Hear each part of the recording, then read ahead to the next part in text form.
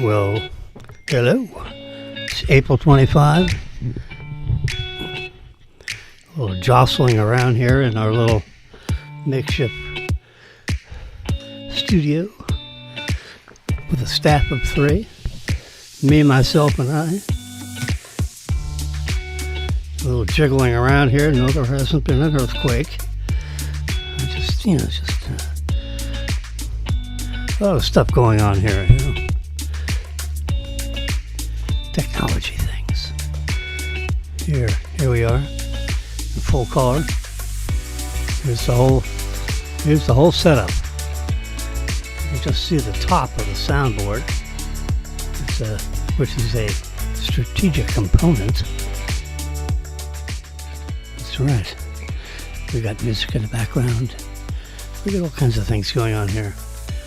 And we have our heel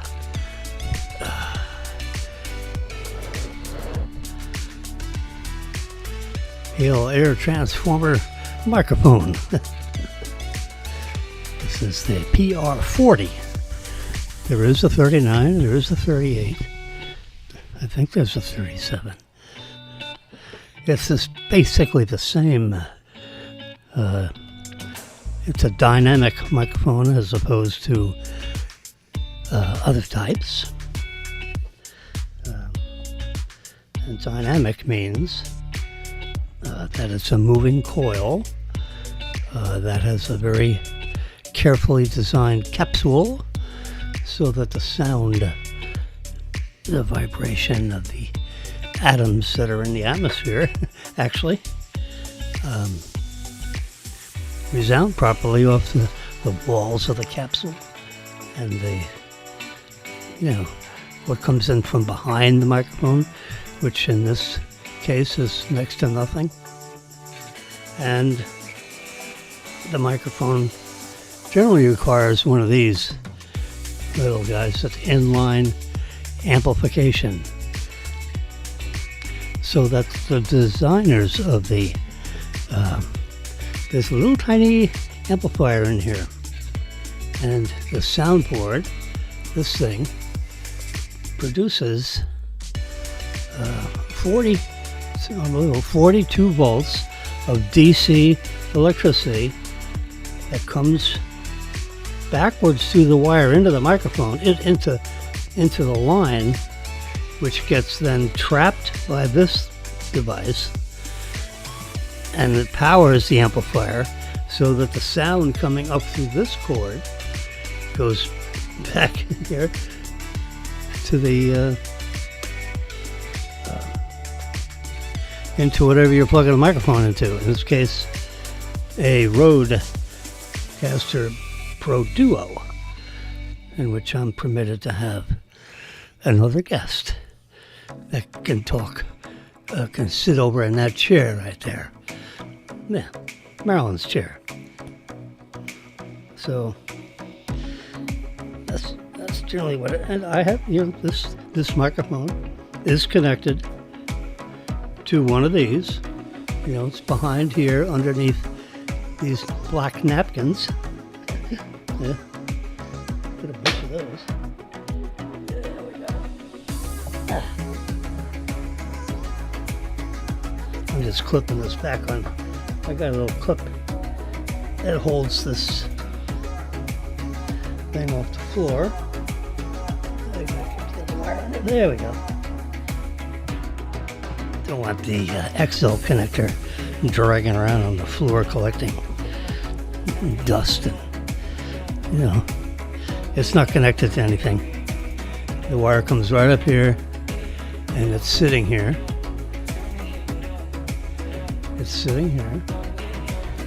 So that in the event I want to use a microphone stand, take this off here and put a microphone stand,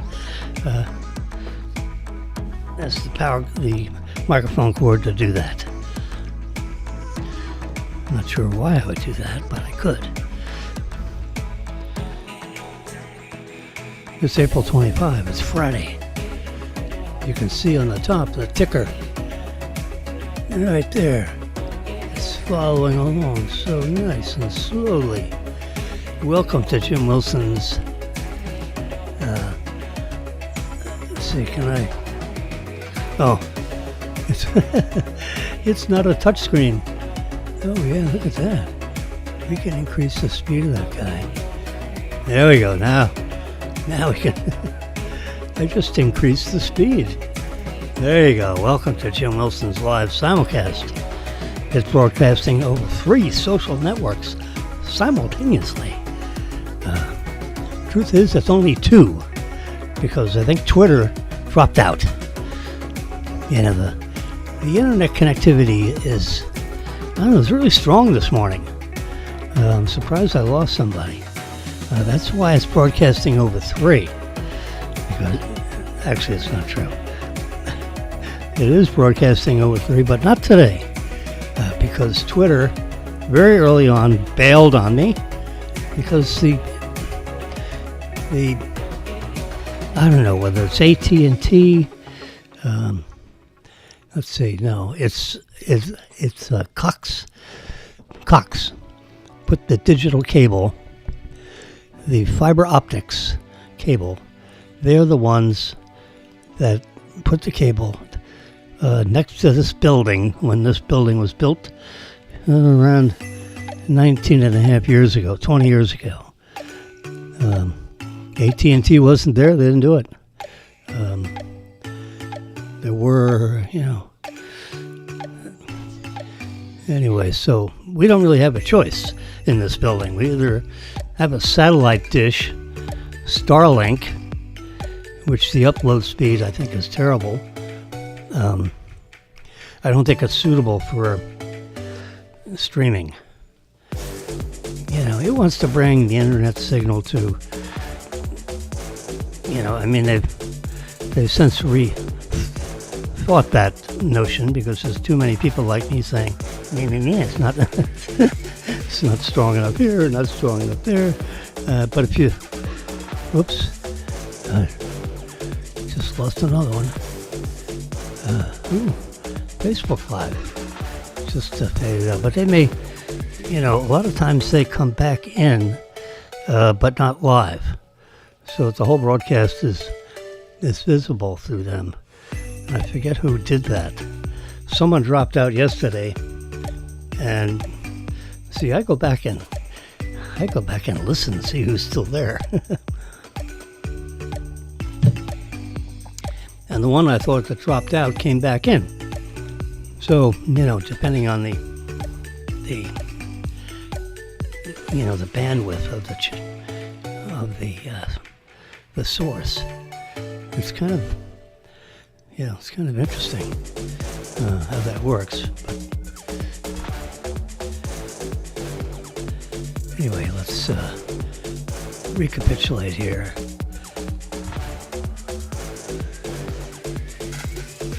I'm going to click that right there. There we go. Whoops. Studio, please swap the cameras. Boing. You see, this is a video camera over here on the right side. I like to be on the right side of things, as opposed to the wrong side of things. This is not a political channel. And then the left side of your screen, assuming you're watching this, you could just have your earbuds in and then float around and do your chores. Pretend we're at Denny's having a cup of coffee early in the morning. It's 9:12 a.m. You can see that on the clock right there. That is the accurate time. If you're live on this channel, that's the accurate time within about 50 milliseconds.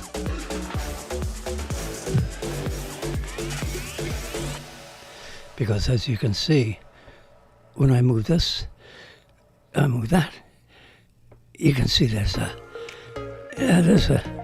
tenth of a second change.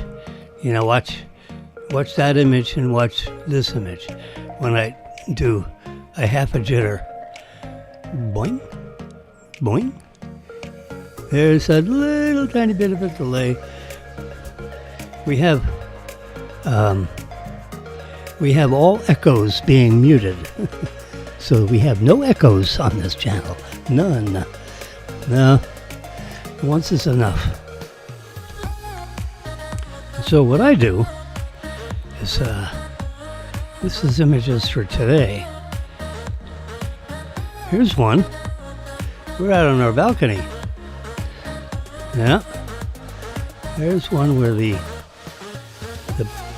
people are properly exposed, but the background is blown out with extra photons. Looks like a very sunny day. Someone turned the sun up too bright. There we kind of calm the sun down just a little bit. Yeah. I'm trying to figure out which one I like the best. Look at the Boca Hotel in the background. Right between the two buildings. How amazing is that? When they were being built, we didn't see floor plans, but we figured it out, when it got to about the third level. You can see the first level where the cars drive in, and then the second level, and then the third level. Yeah. It goes up to nine stories. Yep. So we've got a little blue sky even in there with a little dehaze. We use Photoshop. EV sales are surging in Europe, and Tesla is holding its own, but it's not surging. Look at that that's a beautiful car right there. That is one of the Model Y and the Model 3 are the two most purchased cars. I don't care if it's a gasoline car, an electric car, working on hydrogen, whatever. This is the most purchased car in the entire planet. How crazy is that? The company's only been in business like 12 or 13 years. And the first 2 years they were fighting to get the first car out. Almost went through bankruptcy twice.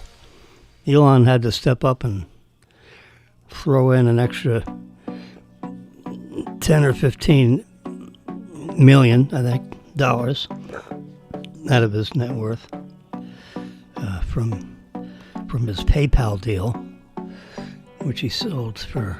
He was one of the originators of that. Teal was another one, and he sold for like I can't say because I'm probably going to say it wrong. So when in doubt, keep your mouth shut. But he had enough money where, it was, the sale was hundreds of millions, and he had, it was a 25% stake in the company or whatever. He and Teal had about the same amount of shares. There's Hegseth with his wife swearing in. And boy, they beating him up. Gonna do a little. It's not Photoshop. This is. Let's brighten it up just a little bit. We're using.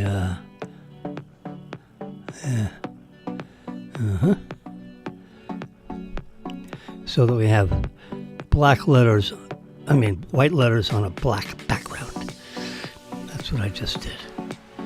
Yep. Made the blacks blacker and the whites the same.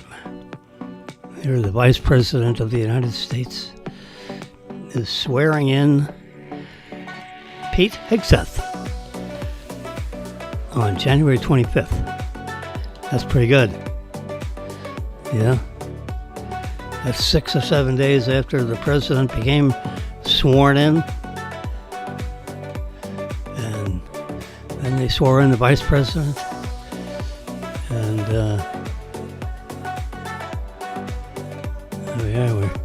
I see up here see right here, that's a delayed broadcast of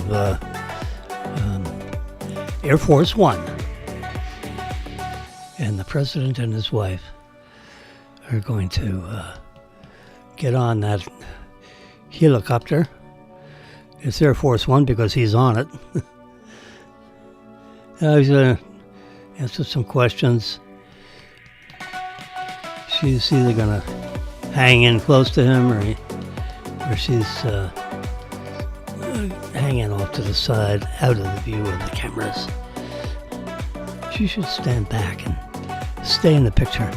But she's letting the president have the airtime. So he's answering. He's going over to Rome to partake in the funeral of the late Pope who passed away earlier this week.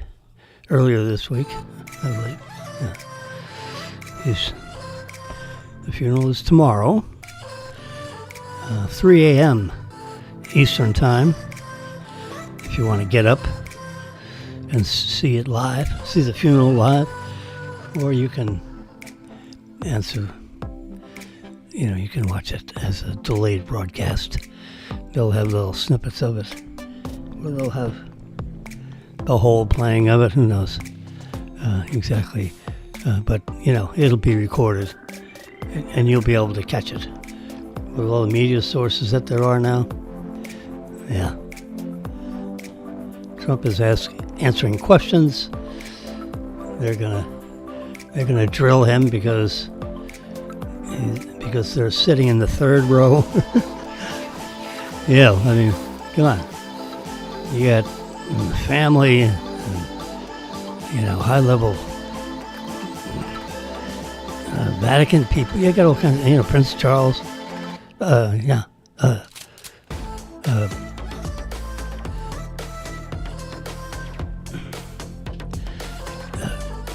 King Charles, I should say. The king is not coming because he's under, I think it's a medical reason, because he's, I think, on chemotherapy of some kind. They don't really talk about what his medical thing is. So, Prince William, right? Yeah? Will be attending the funeral. Not Prince Henry. Yeah. I forget Prince, I get all these different titles in Europe. Trump is, he's on his own schedule. He decides what he's going to do. There's a new airline out there. There you go. Trump's answered a few questions. So he and Melania are going to, they're walking onto her hair. You can see is freshly air dried. She's got help with everything. You got makeup artists.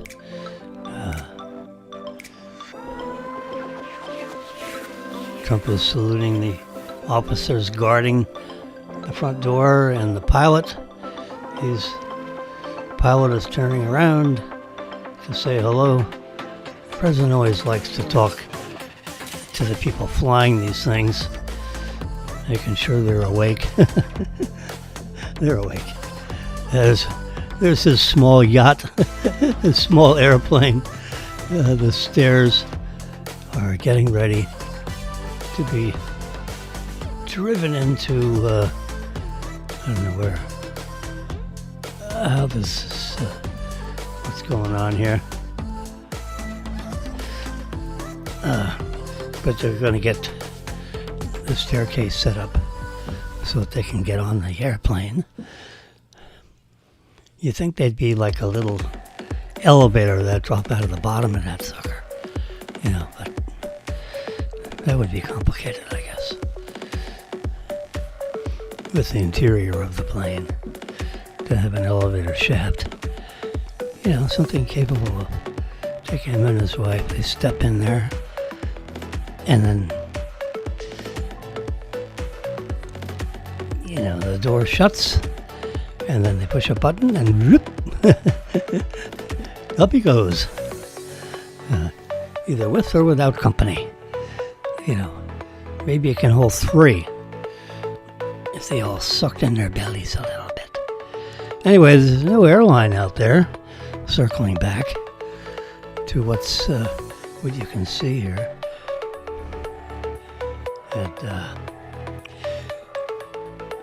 And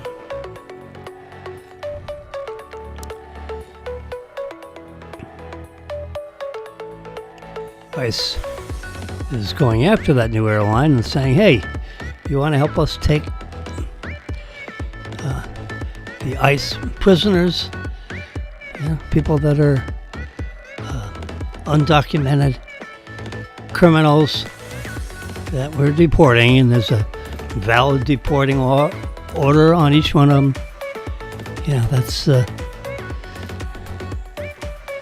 That's their day in court. They get a day in court. You're a member of what? You're out of here. You don't have documentation? You're out of here. You sneak in, jump the border, we find you. And the local police in a lot of these cities know exactly where the bad guys are. So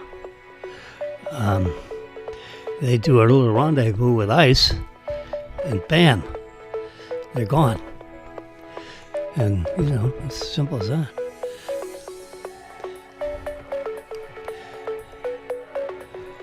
So,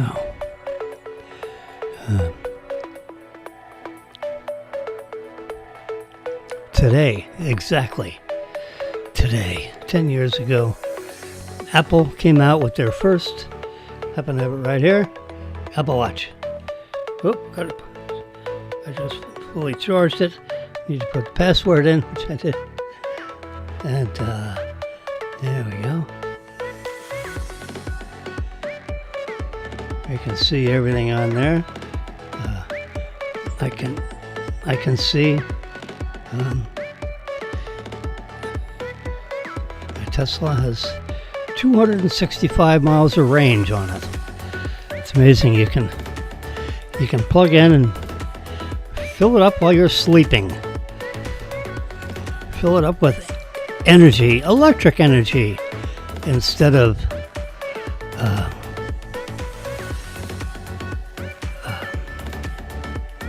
energy from isooctane. So you can have petroleum energy, which is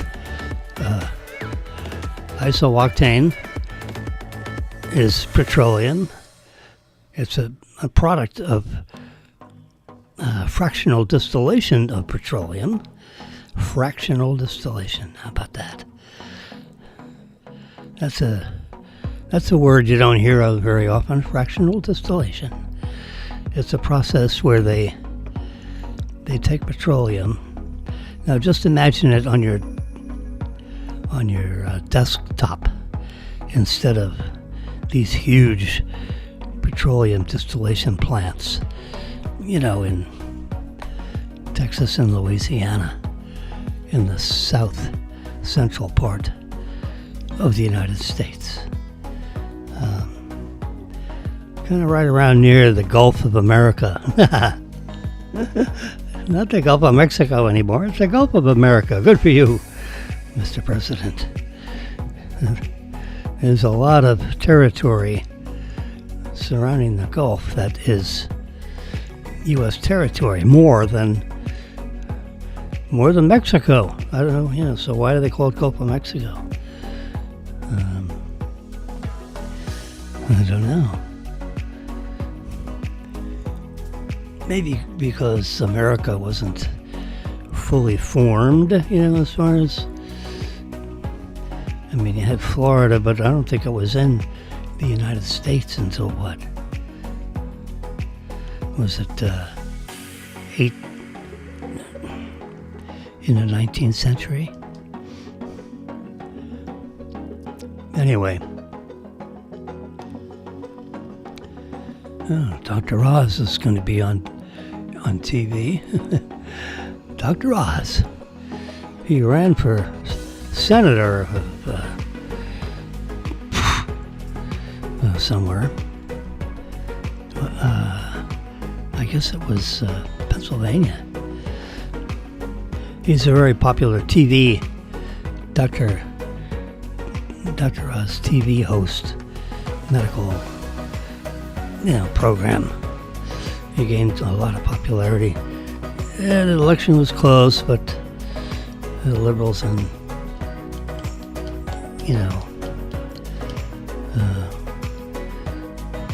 Pennsylvania just overwhelmed Dr. Oz's popularity. So he didn't win that election. He's a smart cookie. He would have been good in there. He would have been a good representative for the state of Pennsylvania. Pennsylvania's an important state. Yeah, it's one of the founding states of the early United States. A bunch of states that united. They call it the United States of America. And yeah. It's 9:30. So, my computer just said it's 9:30. There it is, 9:30:04. Oh yeah. We are connected to the National Bureau of Standards with time. You got it? Hey, no one's going to tell me I don't know what time it is. I got warnings everywhere. You can see I have a little. Actually, if I move this out of the way, see, there's a little analog digital clock right there. Yeah, 9:30 and 40 seconds. Yeah, and 45 seconds. Yeah. You can see the sweeping. Well, you can't anymore, but this boom microphone is right smack in the way. I turn this upside down. Oop, it goes off. Yeah. Got to be horizontal and off. There we go. Comes back on. Oh, you can see if I do that. Yeah. Put that on a diet.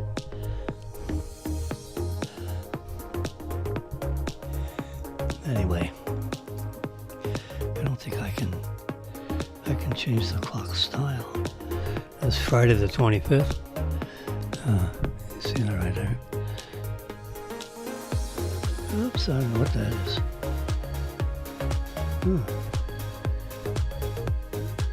Unlock the view.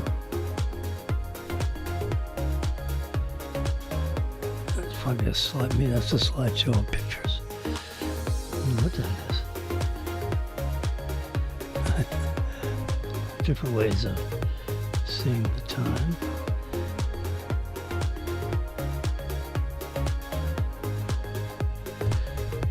The Dow Jones just opened. It's running. I think. See if it changes. The Dow is going to be up today.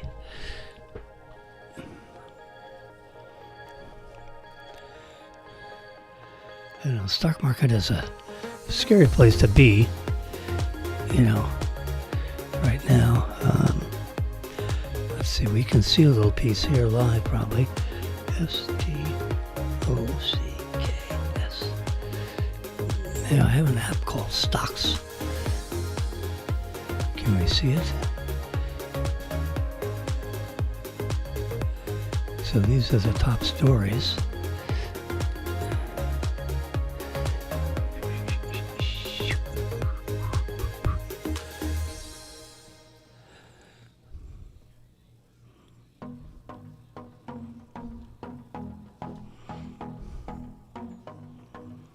The only way I can let's touch on Tesla.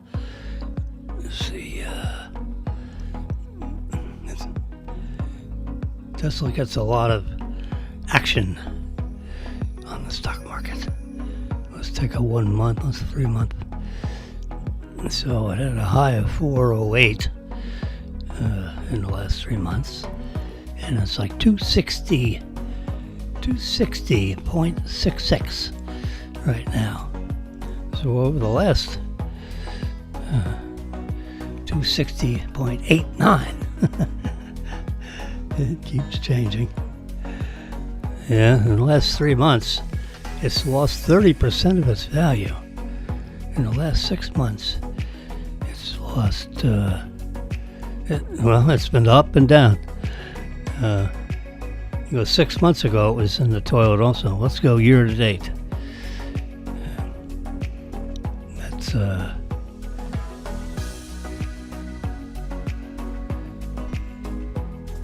let's go a year. There we go. So that's April to April. From April to April, it's up 28%. It's up $100 a share if you bought it April a year ago.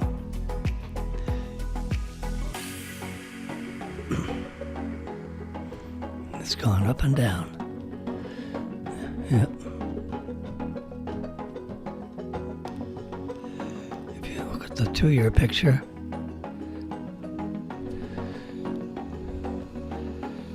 in 2 years, if you bought it April 2 years ago, Tesla stock is up 307%. Now, when you look at the last 90 days, you can drive yourself crazy. So when the traders, they're losing their butt. If you bought that stock 5 years ago, you're up 1,400%. Oh yeah, that's a terrible stock. If you bought that 5 years ago, it would have been, $20 a share or something? Oh my God. April 27th, 2020, the stock was trading at $7 a share. And now it's 200 and what? And people are belly aching. Look at this, 13. We're going a year. In 2022 is $23 a share. In 2023, it was $21 a share. And then, whoa, a roller coaster. In this, whoops. I just, the corner of my hand just touched. Anyway. So 5 years ago, it's up like 400%. It goes up and down. You can see the graph there, So stop bitching. We'll see if we can keep everything on a 5. Can I keep everything on a 5-year? Apple earnings expected soon. Yeah. Well, soon, maybe that's tonight. No, they wouldn't. I don't think they'd do that on a Friday. It's like Tuesday, Wednesday, Thursday, somewhere in there. I don't think it does it on a Friday, but they say soon. Certainly not during the day. It would be after the trading day. So maybe that's true. Maybe earnings are released tonight. This is the 25th.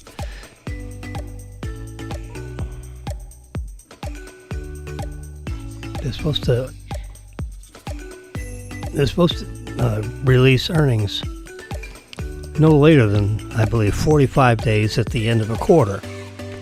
So March 31st would be the end of a quarter. So they have until like June 15th to do it. But a lot of these big companies, they can do it sooner because they have systems that allow them to announce sooner, they have operations all over the world, but they all report every night. So at the close of, they make a decision. They usually have an earnings call immediately after the release of the earnings. So all the stockbrokers, and they know what's going on because they can see what's going on every trading day, every day. Apple, if you owned Apple, I can touch the chart here, and Apple shares have split a couple times. So you take that all into account, and from your original investment, you're up 187% over 5 years. with Tesla, higher risk. There we go. You're up 462%. But yeah, it's a higher risk company, and you don't get any dividends. Apple, they pay you a dividend every quarter.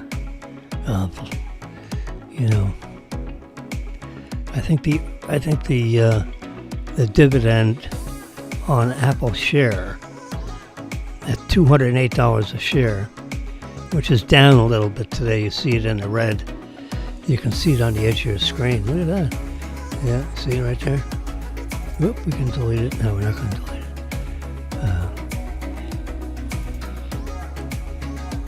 So the stock market is slightly down. You know, a little tiny piece. It's down $3. See, if I touch it, it changes it from percent. It goes through. So Apple's 3.125 trillion. You see the T? That's the total. If you take all the shares outstanding today and multiply it by 208, you get $3 trillion worth of invested shares outstanding. And we can touch it again. It's down 0.08%, which is, you know, like they don't put the dollar sign in there because so it cycles through percent, dollars, and then the total value of the company. When I touch it for one, it touches it for everybody. Google is up $4 a share today so far in what you would call early trading. This is delayed, you know, at least 10 minutes or so. Google's worth $2 trillion. Microsoft, $2.8 trillion. Nvidia, $2.6 trillion. I didn't know there were so many trillion-dollar companies. Apple leads the pack at $3 trillion. But you got Nvidia and Microsoft right up there, close to them. Yeah. And you can see Bank of America is about $300 billion. Oh. There we go. These are all the exchanges. We're back into some Citicorp is down here in the got a whole bunch of stocks that I watch. You can't see the company names. All right, now we got to go full screen so you can see the company names. I can do that. There you go. Now you can see what I'm seeing. Pretty good, huh? Home Depot, $356 billion worth of shares outstanding. And if you were an early investor with Home Depot, let's touch it.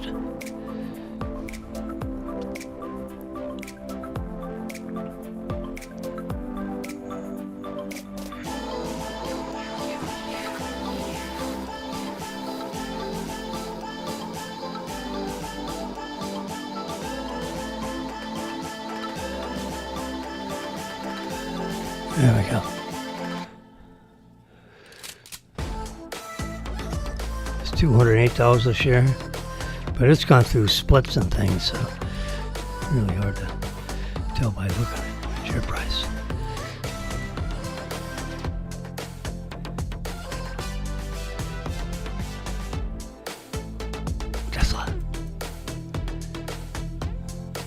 Tesla's only 10 years old.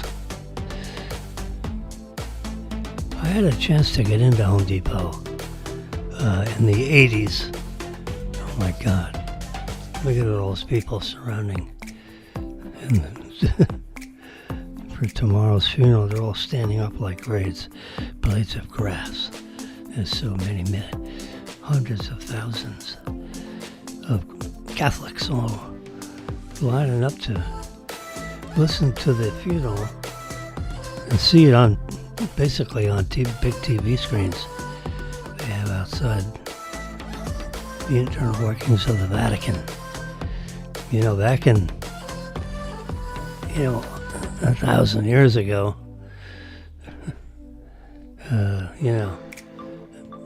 institutions like the Catholic Church and the Vatican, they had an army, back when they were riding horses and bow and arrows and spears and, the early days of the human organized society was pretty primitive. Yep. According to Barron's, there's an article right there. Let's see what happens if I touch it. There we go. Unlock. Oh, yeah. They want you to, forget them, they want you to subscribe. No more free stories from from Barron's. I think they give you a couple, like 5 free stories, and then they want you to pay. So here's Apple plans to slide its robotics unit into the hardware division. Yeah. When the president, when a senior Google person was hired by Apple, they put all kinds of things underneath that person. It's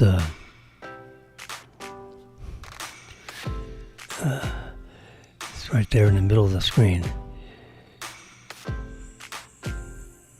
Gianandre. That's a complicated. Let's see if I can. Can I do speech on this? Let's see. Look, copy, delete, translate, speak it.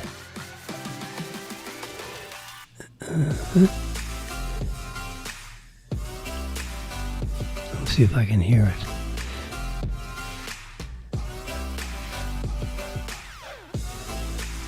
Translate. I don't think I'm going to be able to hear it. No. When it's plugged in like this, with this cable, will have me back in here.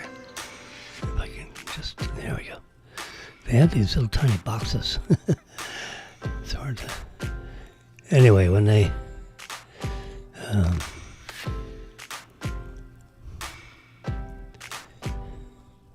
the robotics unit was under this,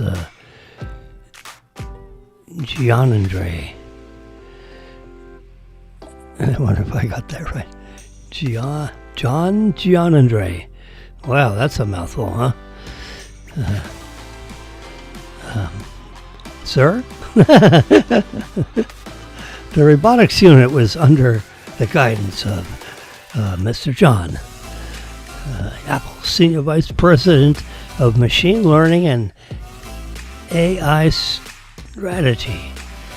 And I have a feeling that he came from Google. I think he was a Google. They took him. They hired him away from Google, came into Apple, and Apple threw all kinds of things under him to manage and motivate and everything that the head of a unit does. It takes a while through the pyramid of management to get to the worker bees. They all work, but when you're on the top of, then it's all like, you're putting on, you're giving speeches all around, to the worker bees and trying to motivate them and steer them in a particular direction. It's all leadership stuff. And when you get to a certain level, it's a matter of people getting to understand. I mean, I came up through banking, and I started out, schlepping loans and, creating loans, little loans, bigger loans, so as your career goes on, and, I came up through the lending area, the asset side of the bank, and I loaned money to someone else. That other person puts that loan on their books as a liability. Well, the bank, that's a bank asset. So they have the bank has a portfolio of loans that it has made out into the community. Big banks have more of a far-reaching community than small banks. But, banks are chartered, by the U.S. government or by the state that you live in. I came up through Florida banking. Florida has a very sophisticated set of banking laws, and which is a good thing. So in my later years in banking, I became a director of a bank because Phil Motter and myself, Phil started the company. I was employee number 2. Phil Motter was employee number 1. There was a while, not long, but for about a couple of weeks, he was a one-man band, as you would say. And he met with an attorney that he knew, and they created the books. They formed the company and registered it with the state of Florida as a corporation. And then we changed the name of that company a couple times.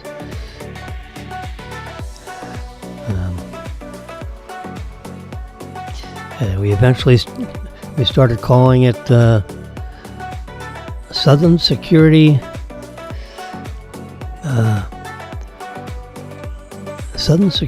BANCORP. You couldn't say Bank Corp because you didn't own a bank yet. So you called it Bancorp. It was almost a Bank Corp. So until you actually owned a bank, you couldn't call it a Bank Corp. And of course, as soon as you acquire a bank, then you change the name again and call it a Bank Corp instead of Bancorp. This is serious. That's kind of, highly technical garbage with the division of banking, but they didn't want you misleading the company. They didn't want you misleading potential shareholders or shareholders into thinking that you own a bank when you actually don't. Now, the holding company, this Bancorp company, doesn't actually make loans. They can create an affiliate and it makes loans. I don't know if there's a prohibition to it, but as far as I know, this is probably a true statement, most bank corps, in other words, bank holding companies that actually own a bank, or 2 or 3, can own one. So Southern Security Bank Corp would be, and we changed the name to that once we acquired the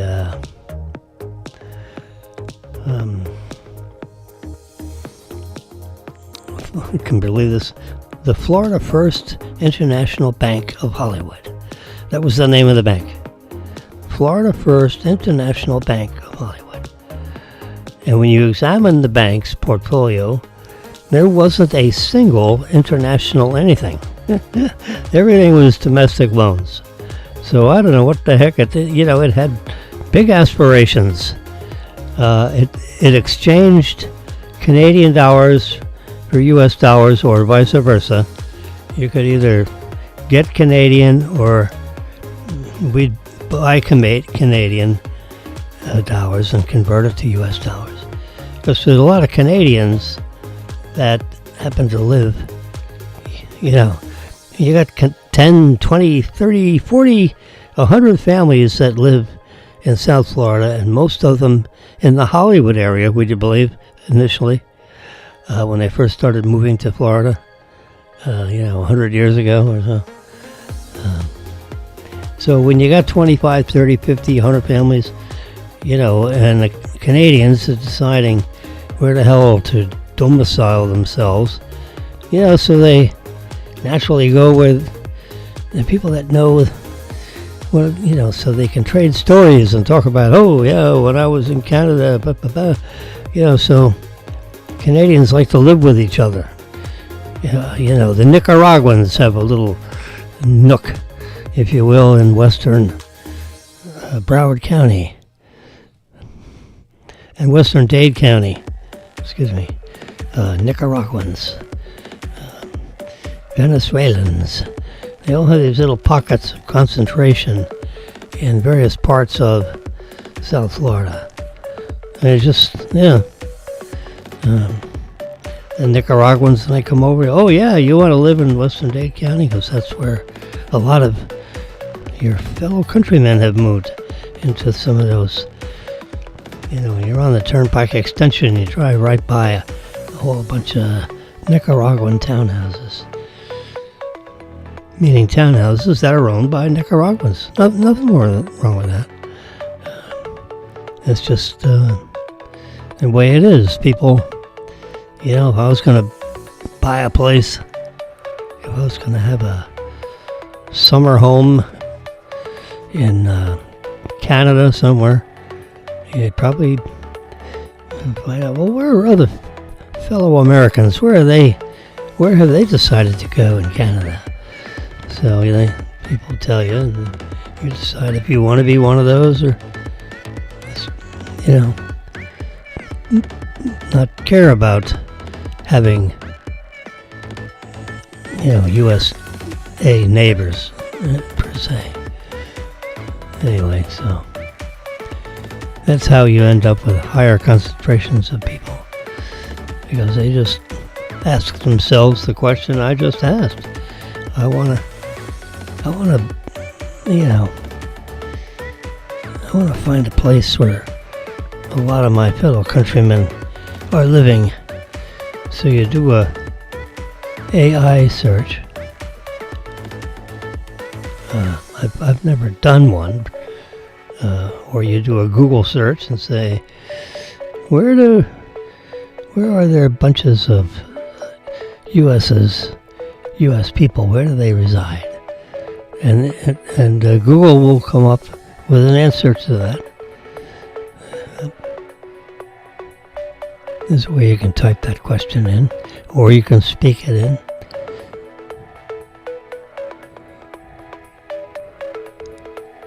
And say, where are popular hotspots? What cities are those? There are more U.S. people in. Yeah, that's how it's done. Yeah, it's just what they call human nature. Anyway, what's going on? So, that looks like it's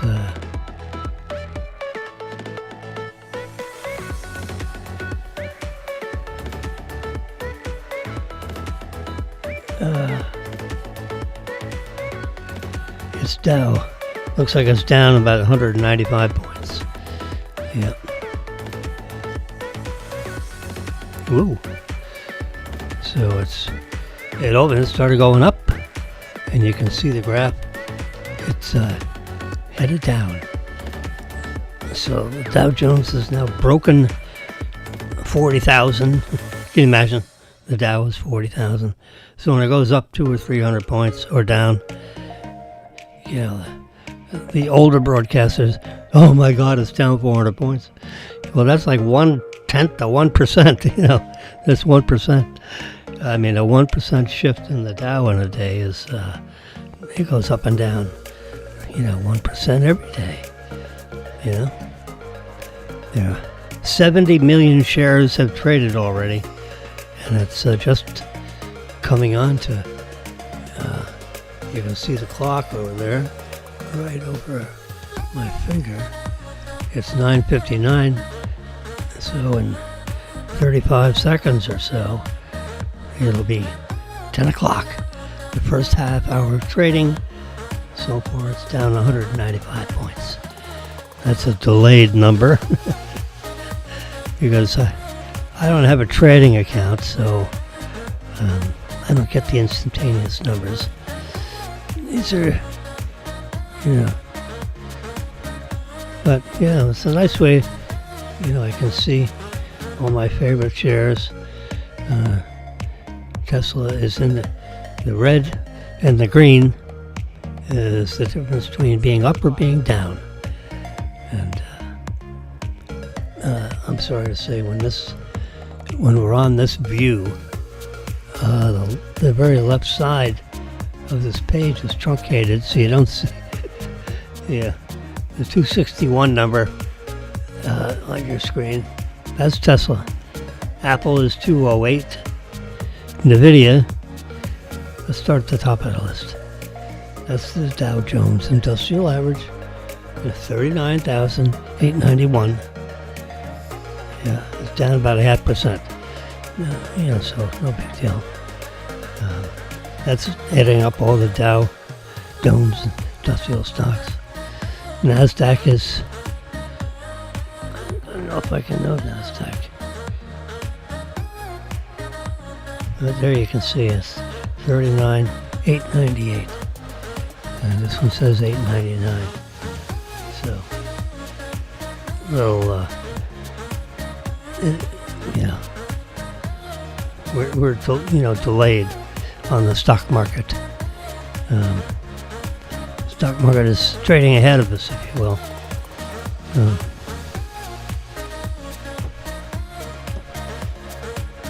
Because we don't have a trading account. But I can see Tesla is in the green. At least it was 20 minutes. I think it's like a 20-minute delay, I believe. Unless you're an L2 trader or something. And then you sign up for a prescription that charges you about $15 a month, so that you have the ability to have a trading desk. And then I believe even then there's a certain little piece of delay, but it's seconds or minutes, not 20 minutes. Anyway, Tesla is up a little bit.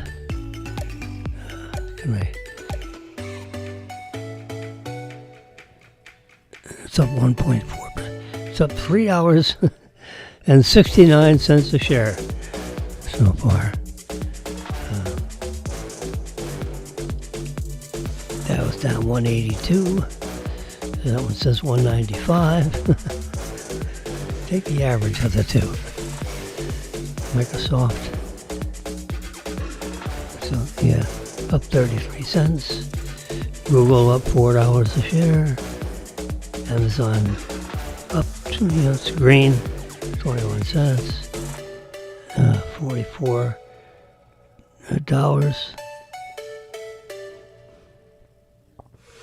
So if there are more buyers than sellers, the stock price goes up. If you have dollars essentially chasing the shares, they finally get captured because there's someone out there that wants to sell and there's someone out there that wants to buy. So one guy buys the shares and the other guy sells them to you. Unless you're one of those that are betting on the down, if you will. If you're betting on the down, And you did that like a couple of years ago. And it was, you short. They call it short selling. So you sell the stock before you buy it. If the stock goes up, you get killed because you're buying high and selling low. You don't want to do that. You want to buy high and sell higher. Buy low, sell high. Yeah.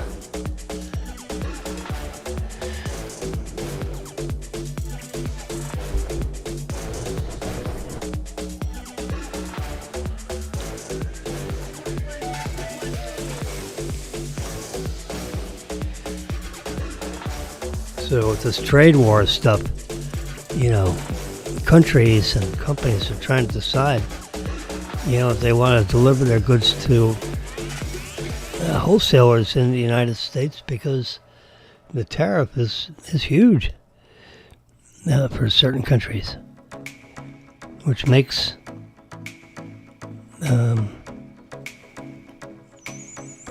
that product's ability to compete in the United States market more difficult. That's all I can say about that.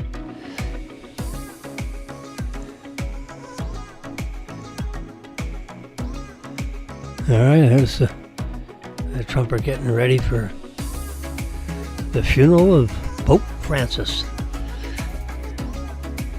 Yeah, almost 89 years old, or 89. I forget whether he hit that birthday or not. I don't know. I don't know if I know his birthday. I had my 80th birthday on March. First day of spring is my birthday. How amazing is that? My mother tells me she went through a difficult birth. A life-threatening birth, where she ended up with a blood clot in her pulmonary system of her blood veins as it circulates around through a system that almost killed her during childbirth.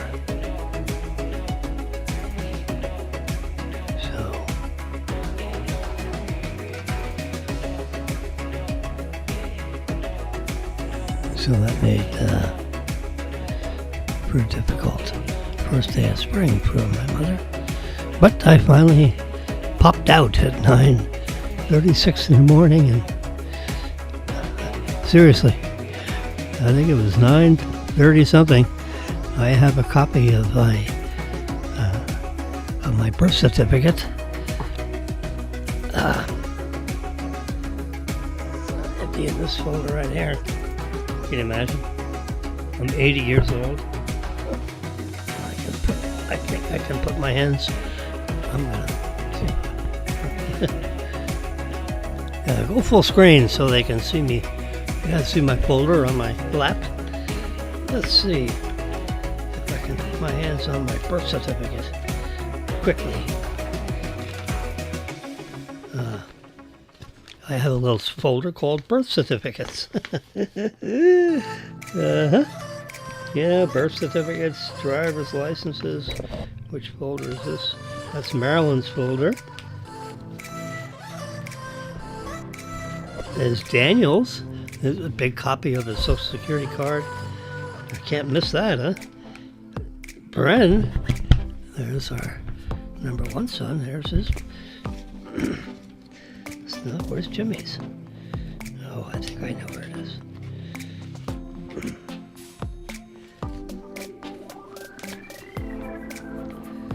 Oh, this is this.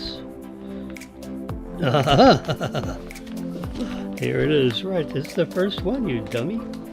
Yeah. A couple old insurance things. There we go. Inside this folder. Oh, look at that. It's front page. There it is. With my little footprint on it. There's Jimmy's footprint. Oh my goodness.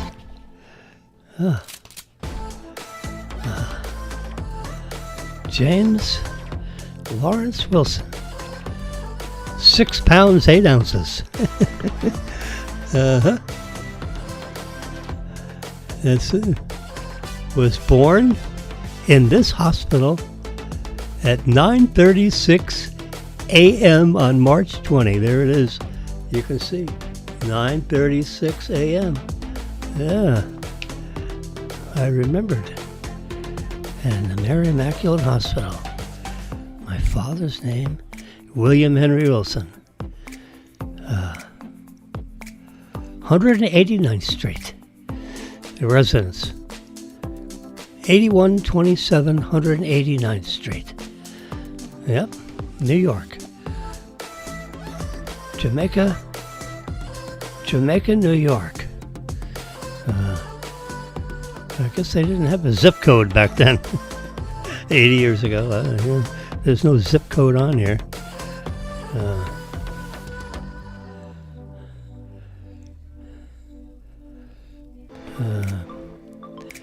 My father's birthplace is New York. They don't have a date. My mother's birthplace was New York. There's my footprint. There's like a gold colored seal on there with, I guess, with a cross on it. Yeah. Hospital. Birth hospital certificate. That's where it starts. And then, of course, I just got my passport renewed. That's behind me. All right, so that's it. I told you I could get.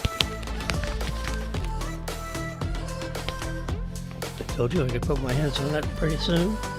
I got everybody's birth certificate in here.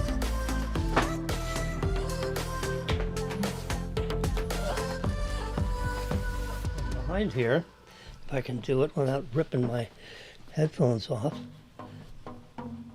I'll just show you. I don't know why.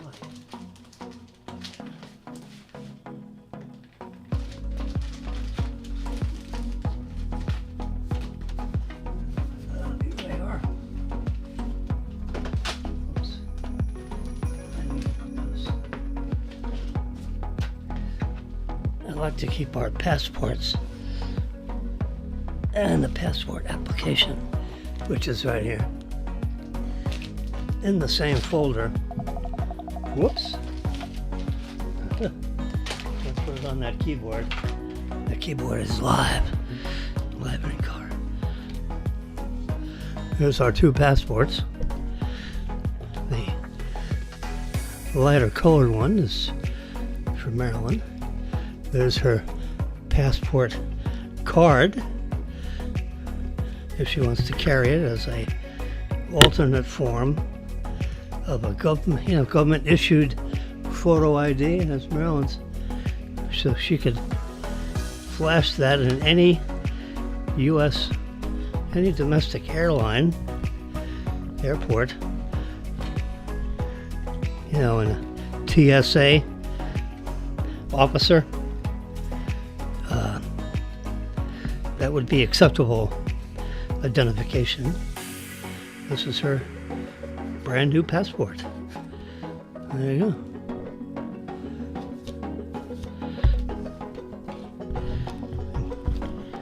You can put a couple of pages in there, and that stays right together there. And there's mine right here. My passport card I have in this little package that I carry in my pocket. I have my passport card in this little red, you've seen this before, T for Tesla. See, that's an odd T. And that is the cross section of the rotor inside one of the first motors that was created by Mr. Tesla. And,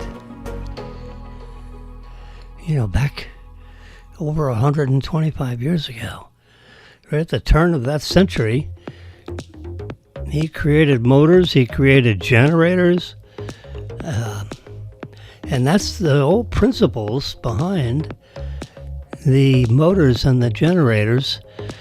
A motor that turns into a generator, or generators that put electricity back in to the fuel tank, if you will. But there's inside this red silicone package, which you can see is my passport card. Slightly bearded, look like your basic terrorist. Anyway, I keep my passport card with my Tesla because when you valet your car, I give them that pink package.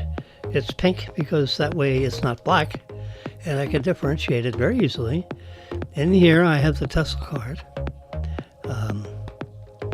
And in here, that's my business card because I'm adjunct faculty at FAU. And behind here is my primary debit card. So when we're at a restaurant and they say, "May I have your credit card, please?" Or "Would you please get this?" so you can tap it. Well, you tap the back of this, where the F is, you tap the back of that on the place where they tap it on the cash register, and it reads the debit card right through the silicone package. I've tested it at a number of restaurants, and it works. Now, if you got to slide the card, then I got to take it out, and I just have to, peel the edges, off. And underneath is my TD Bank debit card. There we go. I just put that back on there. Nice. So this is my wallet. Notice there's no cash. I don't think I have any cash anymore. Oh, here I have in this little, in this little Ziploc. You see, at least there's a $10 bill in there, and there's more than one. A couple of $10 bills in this little tiny Ziploc package, which I can band together with this little elastic doodad. So that would be my wallet if I wanted to take cash with me. Otherwise, I slip that out and put it there next to the U.S. Constitution. There we go. That's Jimmy's wallet. My Tesla card is in here because when you buy a Tesla, this car, you get two two black cards. I guess I'll have to show you again. So I peel this off, and what's behind here is the Tesla card. See here, there's a card, and I'll turn it, and you can see it's thin. It's the exact same shape as a credit card. And then there's a little diagram back here, which is telling you to tap it on the column between the front and the back window. You see you got a front window and a back window, and there's a column in between. A little dot below there, there's a camera in there, so it can see who you are. Anyway, the Tesla card is inside this, because if I'm going to valet the car, there's no car keys. It's just this card. There is not a key. The key is the card. It works by, a radio frequency,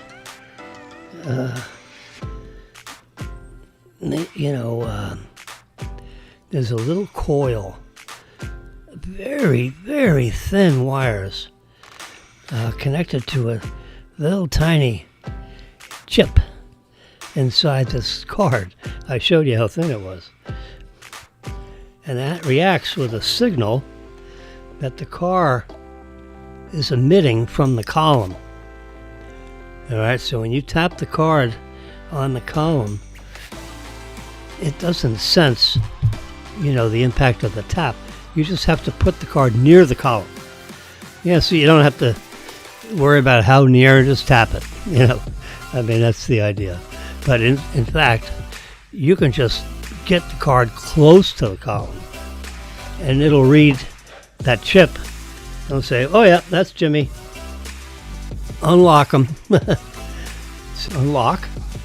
You don't really hear anything because there's no key to unlock some mechanical switch. It's all electronic. So the key, the card, is mated to the car by the factory when they put the car together, literally. Anyway, so there's my passport. Circling back to that. Yes, sir, there's my passport. There it is. The passport, they're good for 10 years. This one is a little different.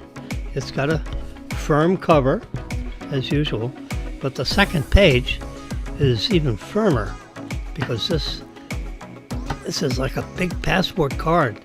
It's laminated. The numbers are kind of raised. They do things when they make a passport, so they're hard to forge. Like you slip that picture out and you put the picture of somebody else in there. That would be very difficult. I don't know how you would, you'd have to have a laminating machine and and then there's a picture superimposed on the next page. So you got a picture here and a picture here. This one is, like underneath this plastic with some kind of a silver thing with microscopic numbers on it.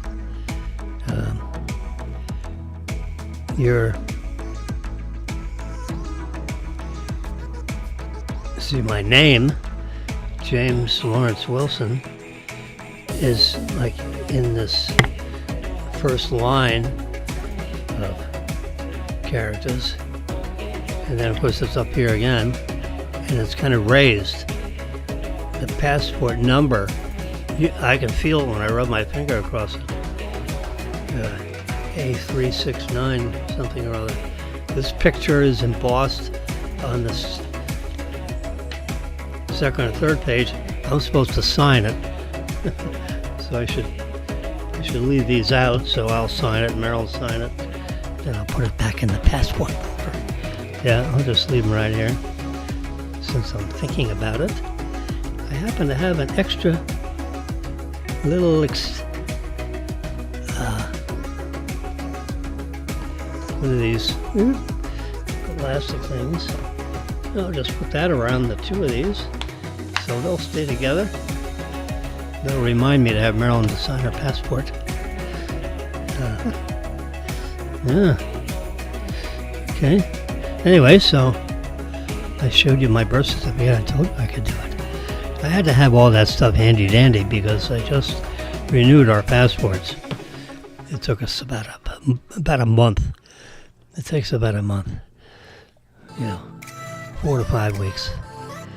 And you gotta have a current picture, and you gotta have it taken in a certain way with no background. They're very picky about their pictures. And then you have to staple it a certain way on your passport application. And they tell you exactly where the staples need to be. Have they ever heard of double sticky tape? You cut it to the right side. I have a a little roll of Scotch double sticky tape right here. I mean, there's not much left in there, but there it is. Permanent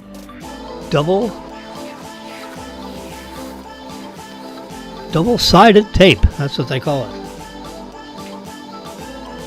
Double-sided means there's sticky on both sides.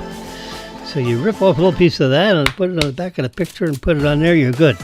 You don't need staples. Nah. I don't know if they'd send it back or not.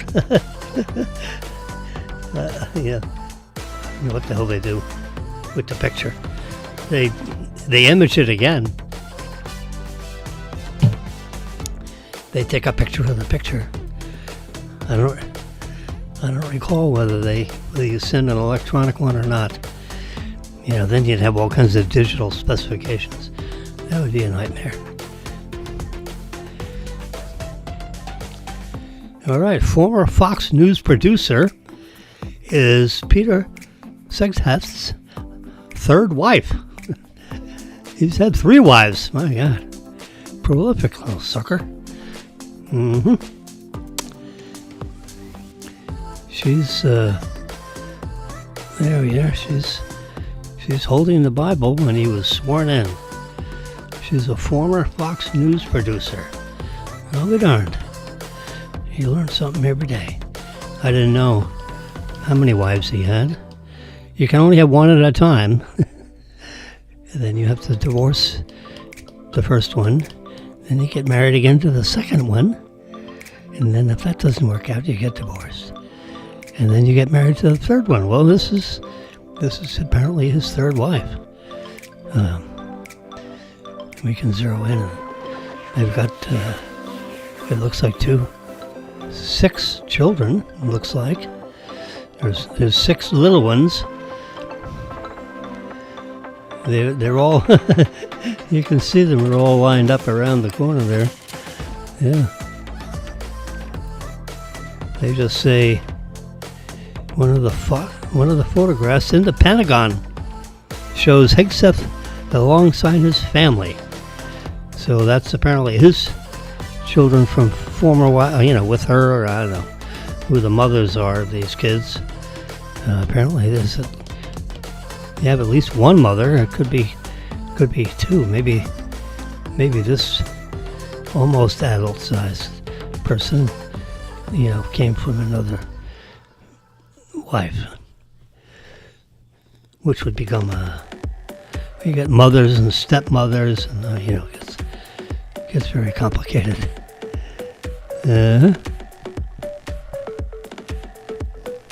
So he got drilled by the Senate, all the Senate Democrats. They're either on the committee or, the whole Senate votes on each of President Trump's cabinet secretaries. And Hegseth is the Secretary of Defense. And he's doing exactly what Trump wants him to do. So he gets orders essentially from the president, the president's wishes, if you will. And then Peter Hegseth has to figure out how to, execute those orders. It could be attack plans, on the United States' enemies. Maybe the Houthis, for example, are launching missiles at one of our destroyers or aircraft carriers in the region. That's not, or one of our, F-35 fighter jets, and Hegseth launches a surface-to-air missile. Travels 2 or 3 times the speed of sound, and it goes towards the aircraft because the missile has a heat-seeking sensor on it. So it keeps flying around, focusing on the heat that's coming out of the engines of the jet airplane. That's the principle of the way it's one of the tracking devices that's in the tip of the missile. So, and it's, the jet is traveling 600, 700, 800 miles an hour, 1,000 miles an hour, 1,200 miles an hour. It goes faster than the speed of sound, so we can, but so does the missile.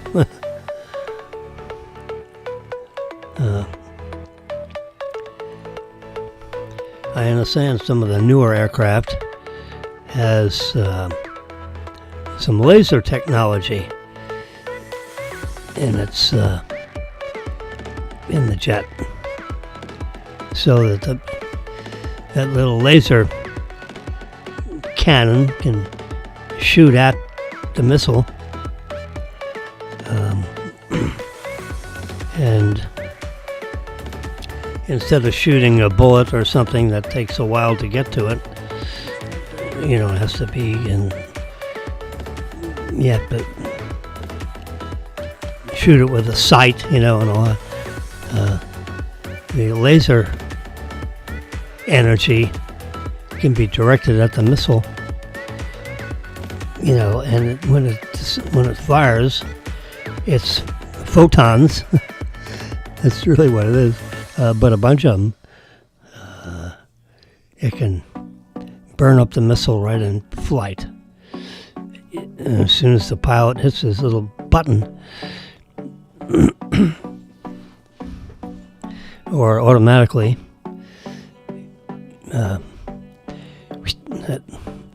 it hits it and heats it up to melts it right in the middle of its flight instantaneously. The energy travels, so energy beam, a beam of photons of a particular frequency, actually, and there's just such a huge concentration of them. They call it a laser beam.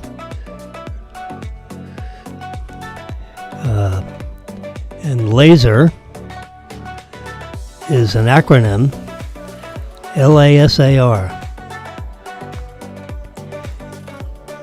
Oh, there's the president climbing on. Oh, it's a newsreel. The president has just boarded Air Force One, the big jet, 747. So it's probably on its way already over to Rome. So it'll go up into the air, and the president will be floating around in the cabin of the airplane, talking to the press, having a sit down with some of his people that are, because he can do that. It's like a telehealth call. He can call down to Peter Hegseth with a video call and say, "Hey, Peter, how's it going?" They can talk about defense issues. He can call JFK on his video call, and he can conference with every one of his cabinet secretaries, talk about what they're doing, and they can talk back on what they're doing, because they all have staffs that report up the line. So that way the president can be made aware of basically everything that's going on around the planet while he's in the air flying to Pope Francis's funeral. Yeah, it can be held tomorrow. Tomorrow. He's flying, into the time zone, so he's going to be into tomorrow before we will. Because I'm over here on Eastern Standard Time. He's getting ready to hit. He's flying. The planet is circling underneath him, and now he's in the sky, flying in the thin atmosphere at 40,000 feet. I think they put the international flights up in that 38 to 42,000 foot range. I don't think they these big commercial jets, I think their ceiling is about 50,000 feet. I don't think the engines, because they're using air and they're pushing air out the back of them. They've become very inefficient when the air, when you get up in this upper atmosphere business. Not enough oxygen in the outer edges of our atmosphere to service the traditional jet airplane. Yeah. In other words, the jet engine will not operate to move anything forward because there's no atmosphere for it to work with.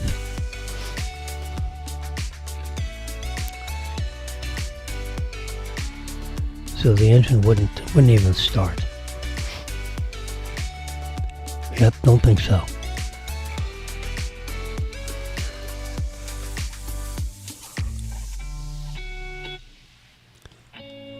It's amazing. There's a small jet engine it's called an auxiliary power unit. Now that jet engine operates a relatively small generator that produces, I think, 24 volts. It's like 2 batteries, instead of 12, it's 2 times that.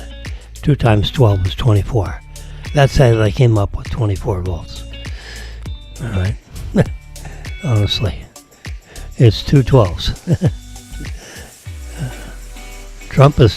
Tesla is now putting in their newest cars 48 voltage system. That's 4 12s. 4 times 12 is 48. If you're wondering why it's 48 and not some other number, it's because it represents, if you had 4 12-volt batteries in series, that'd be 48 volts. And that would operate all the electronics on the newest Tesla cars. And before them,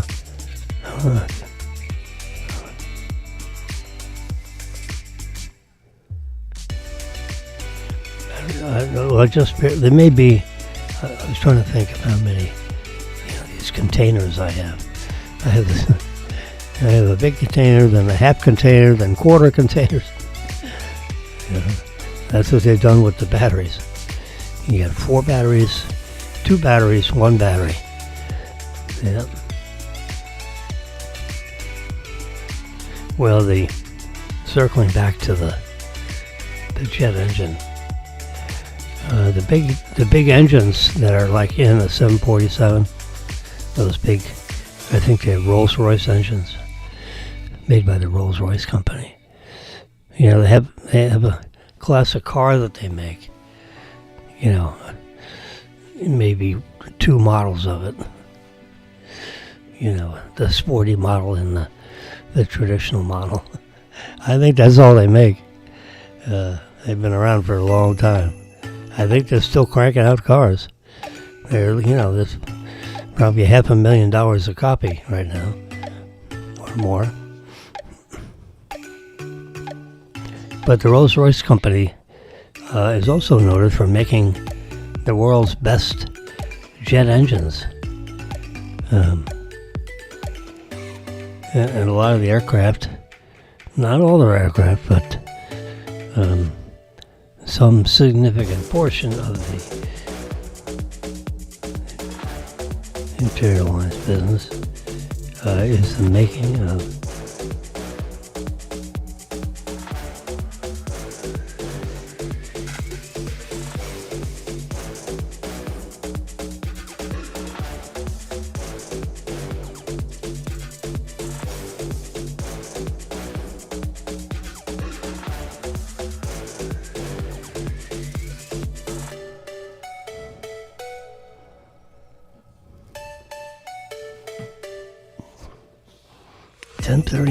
Friday morning. Ooh. I've been yakking for an hour and 36 minutes. You can see it, well, you can almost see it. Let's turn down the brightness of that screen. There you go. See it right there? 1 hour and 37 minutes. I turned the light up so we can see the birth certificate.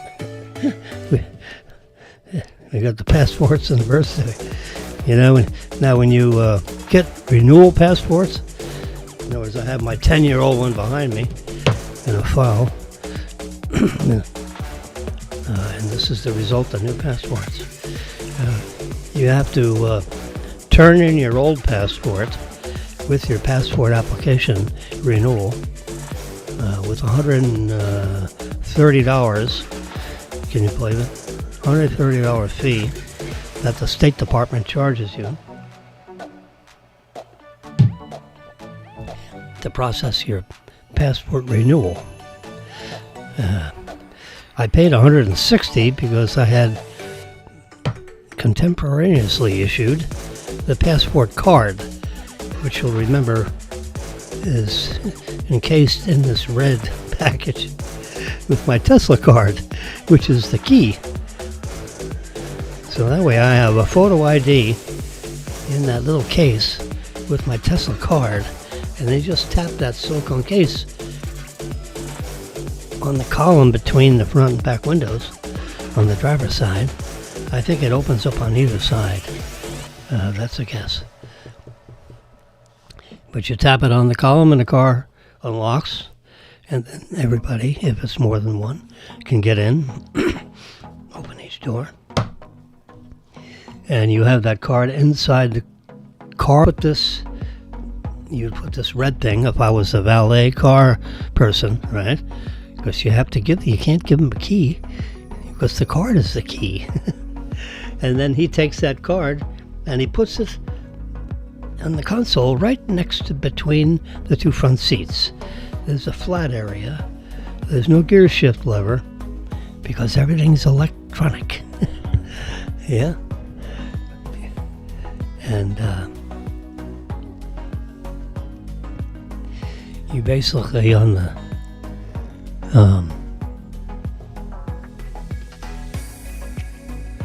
on that, you touch R for reverse on the touch screen, and the car goes backwards. But you have to put your foot on the brake pedal first to be safe. The car is parked electronically because the car was locked, and then it's unlocked. And when you unlock the car, it immediately puts it into park. All the wheels are locked, so the car wouldn't roll. Like if you're parked on an incline, for example. I tend to like to park on flat places. But some people, or if you're in San Francisco where you got a lot of ups and downs in the city, you might be parked on an incline. In which case, that's one of the reasons why the wheels are locked when you put the car in park. Or if the car was stopped on a downhill slope, when you open the car door, the wheels automatically lock up. So you can't really move forward with the front door open. So you couldn't. It'd be very difficult for you to open the door and jump out, so to speak. I don't think that's possible. The car would have to come to a complete stop. For that,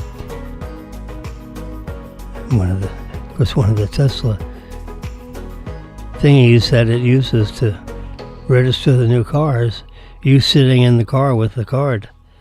Now what you do is, with the card placed on the console, there's an application you buy. This is a Tesla story.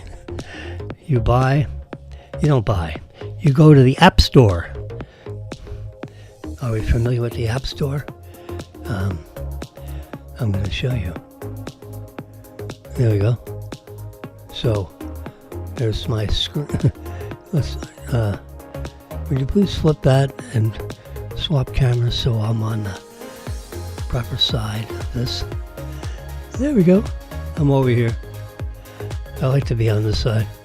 And then my home screen is on this side. And you see right underneath that T. I touch that, I open the Tesla app. Let's just do it. That's what we're talking about. See, Marilyn is driving somewhere. Is she driving somewhere? No, she's parked. Is she driving or is she parked? The car is blinding her. You can see exactly where the car is at any time of the day. The car is parked.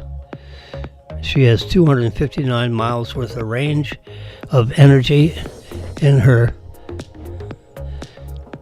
energy storage facility, which is called a battery. I like to call it the fuel tank, right? It's a fuel. It's electric energy. That's the source of fuel. People that drive gasoline cars, that is the source of petroleum energy. 45. I mean, right, so I'm just going to call it the fuel tank. Who cares what kind of energy it is? If you have petroleum energy, then you have an ICE engine. Oh, it's an ICE engine? Internal combustion engine, ICE. How about that? You have all these vocabulary words now because the electric car is now a possibility. Elon Musk has developed a system of, listen to this, 50,000 charging spots with very high energy, fast charging.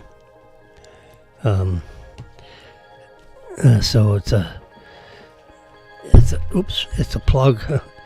It's a heavy duty plug that delivers a lot of power into your car in a very fast period of time.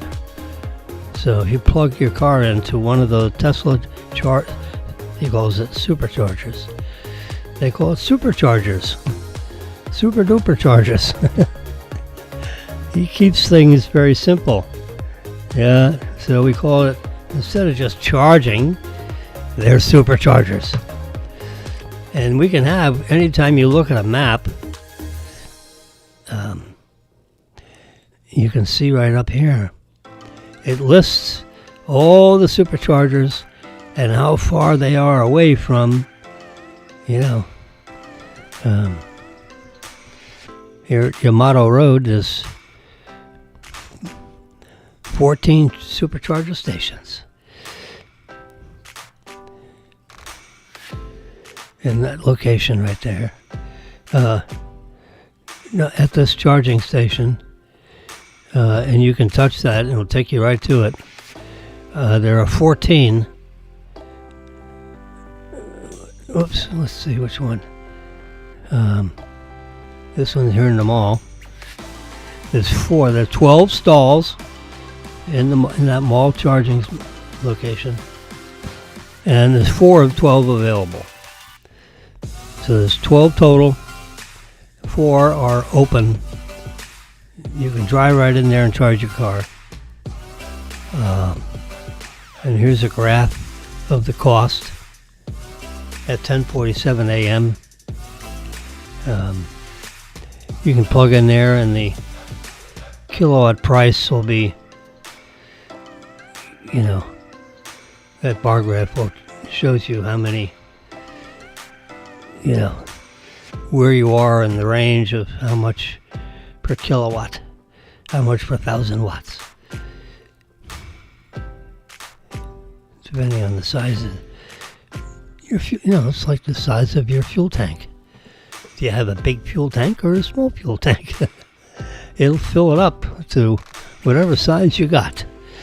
And all these car they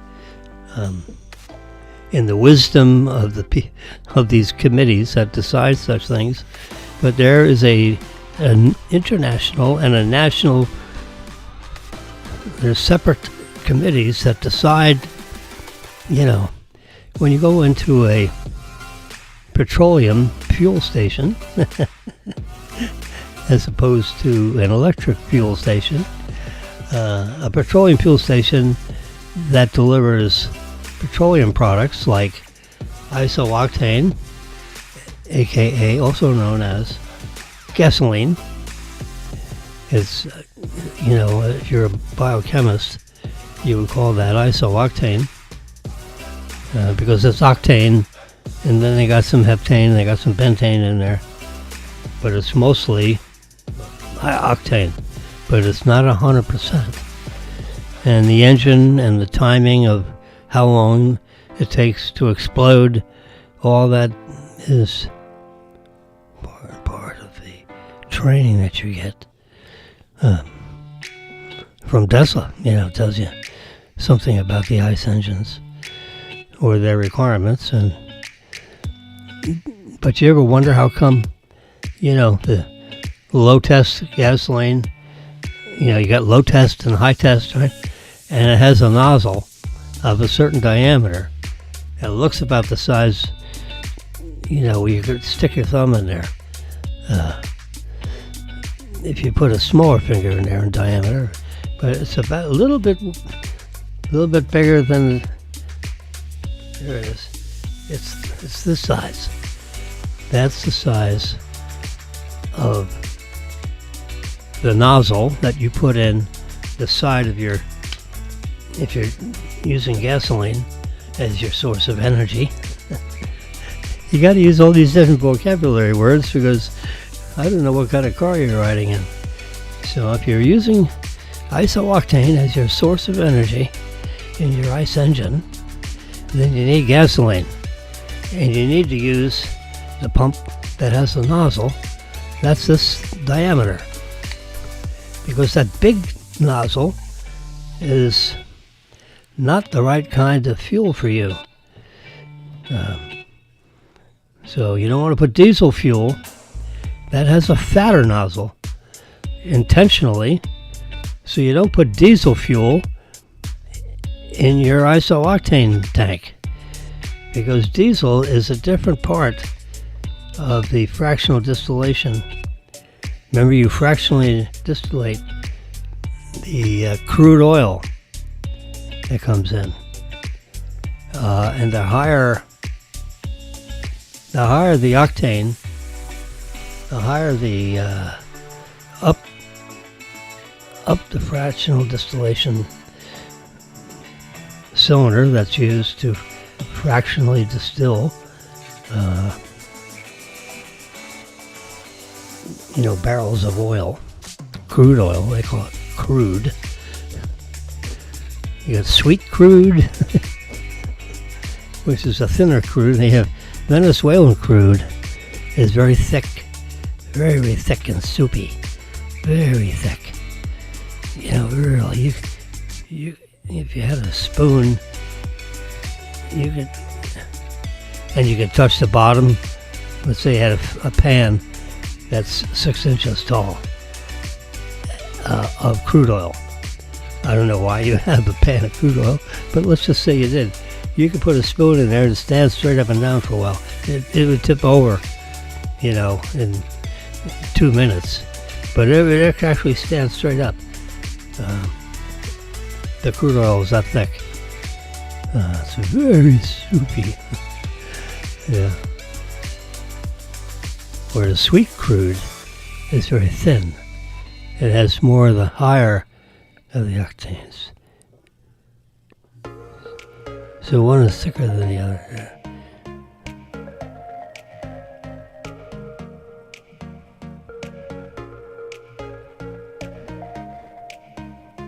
I guess the ladies are coming back with some. You can get bottles of petroleum energy. It's hard to bring home a gallon of electricity. Because a gallon, what is that? That's measuring the volume of a liquid. Well, electric energy is not, it doesn't come from a petroleum product. It comes from a generator, big generators that energize your whole municipality. Your whole city is energized by a central generator, located in the county that you live. Yeah. And depending on how many people are in that county, depends on how far away you might be living, your living quarters.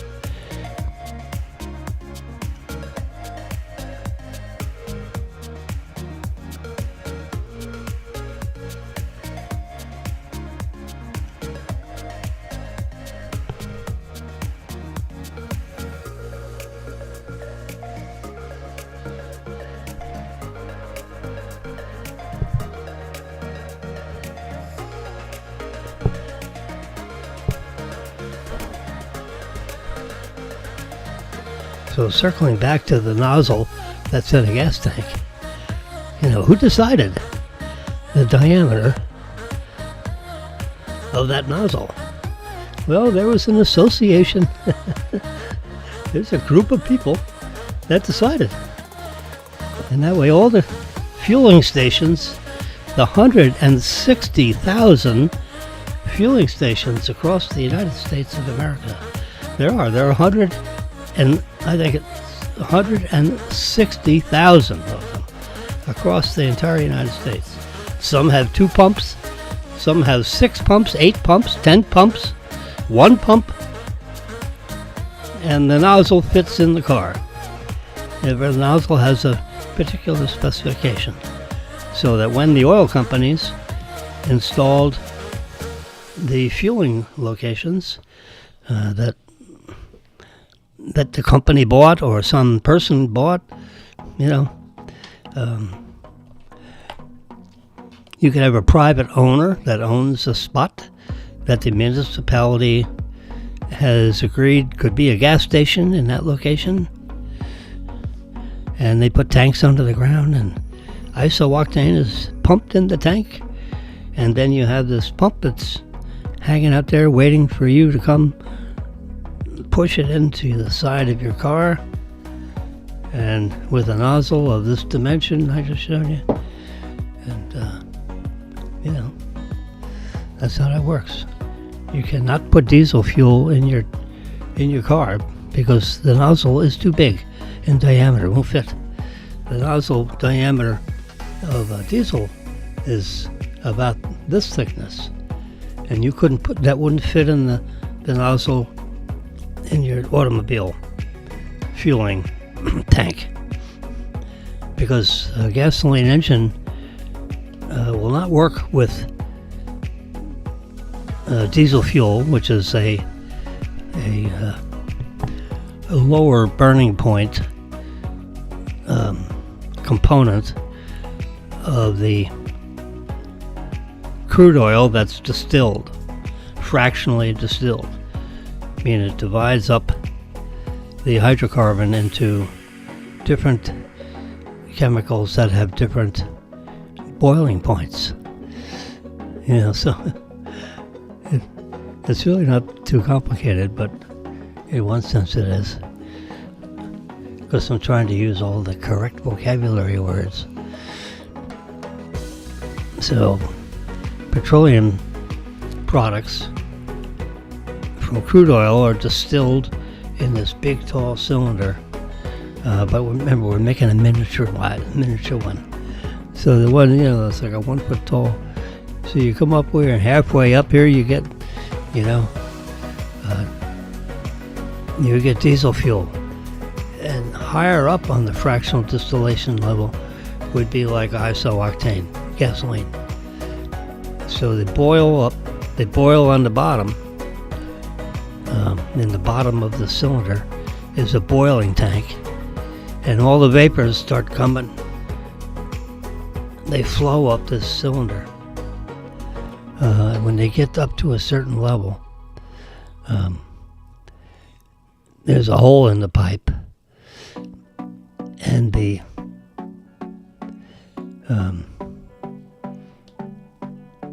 diesel fuel will come out that pipe.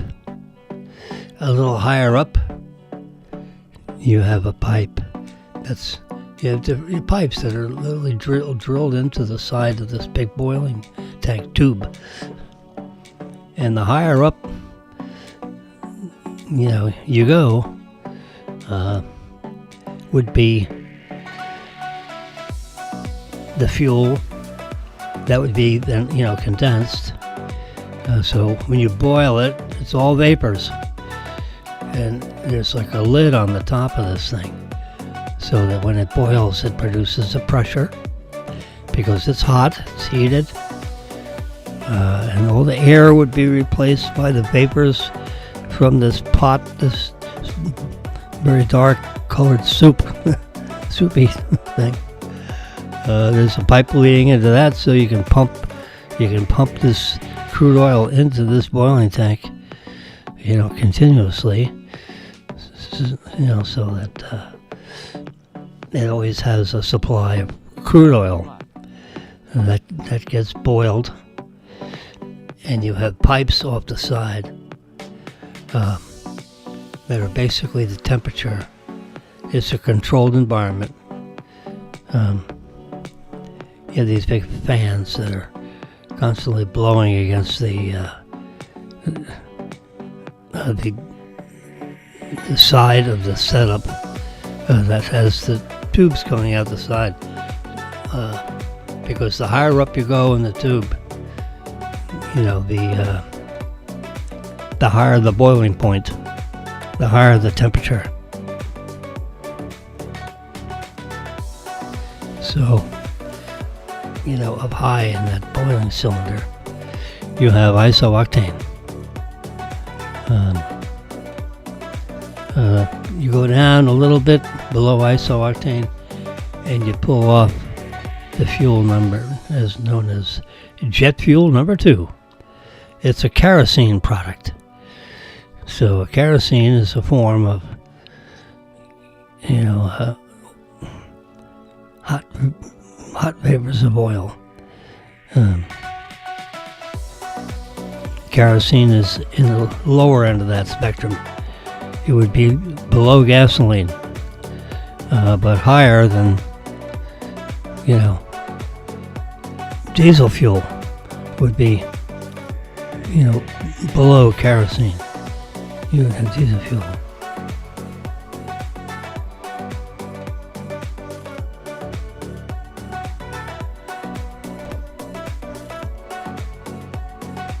So we have a fuel provider that's tapping on my window to open it up.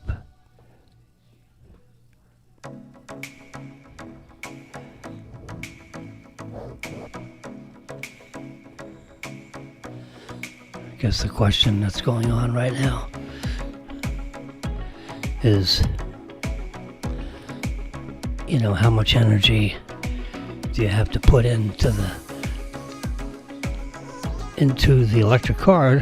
Marilyn has to drive to Jupiter tomorrow, so she has filled up. Now she can plug in tonight and top off her tank, if you will, her fuel tank. So she has 258 miles of range right now. It's 11:02. The car is parked, and see that red? That's her Tesla car. She's parked. And there's her bank building. She parks in that same row every day. The earlier that she gets in, she might be, in the front row, or the back row over a couple of slots. But she's in with in about those 8 or 10 cars, and her car is right there where that red one is right now. Now her car is black,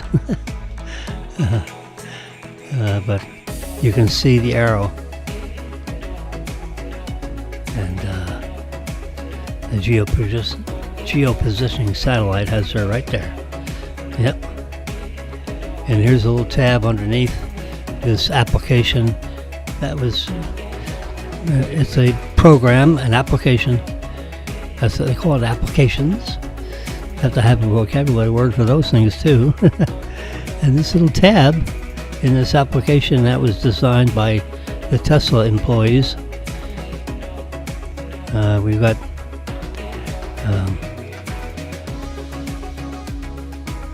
see little red circles with there's 7 of 12 chargers available 4/10 of a mile away from where her car is currently.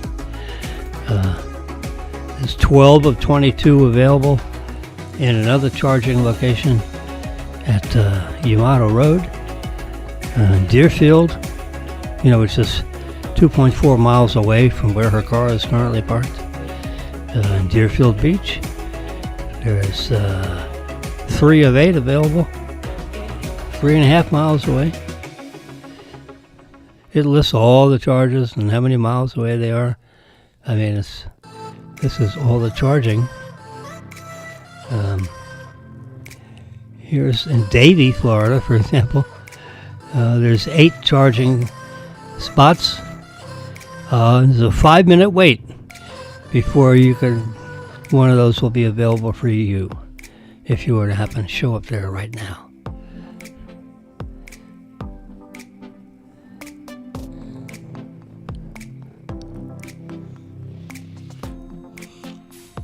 Yeah, 13 of 12, 3 of 12, 8, 9 of 11, 8 stalls, 5-minute wait.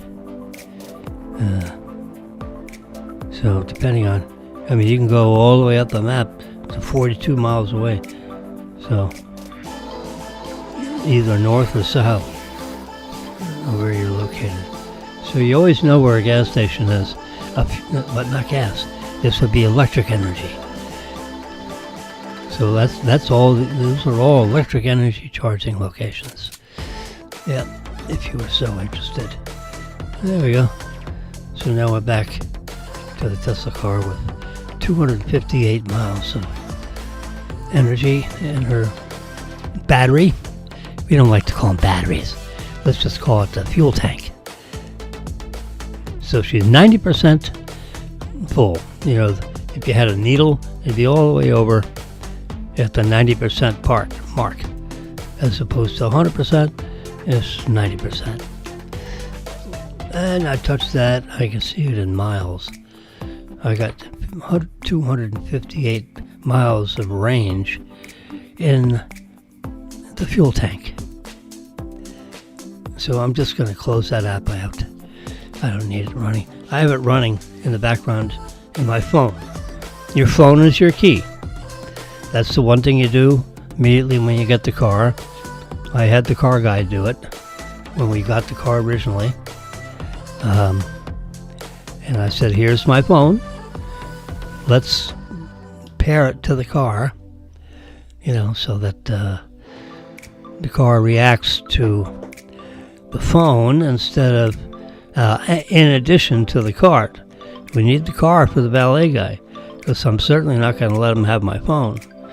So, because my phone is loaded with all kinds of personal information, because I have other applications, programs, if you will, that are in the phone. Your phone is your key. So they lock the phone into your car so that when you're walking up, assuming you have your phone in your pocket or your purse, when you walk up, when you get near the car, when you get about 15 feet away, it says, I think I noticed Jimmy is coming close to me. And then all of a sudden,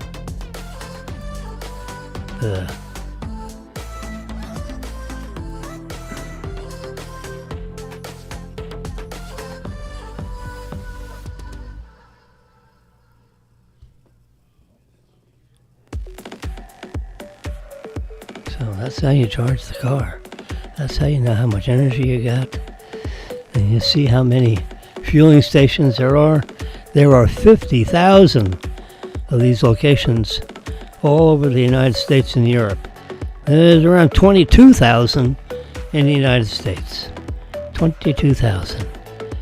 And they have them strategically placed near like in the Turnpike, Florida Turnpike system, for example. They have. You can slide off the Turnpike in Florida in the middle section between the northbound lanes and the southbound lanes.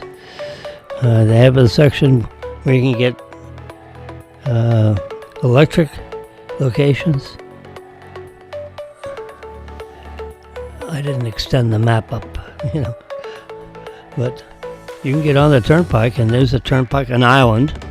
About every 50 miles or so, they have Turnpike islands that have 10 or 12 gasoline locations, so you can fill your tank up with gasoline if you have a gasoline energized vehicle, right?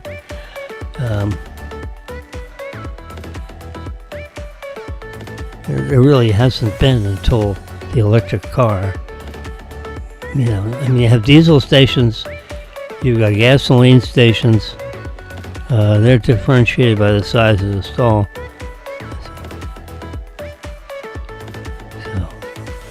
Let's see.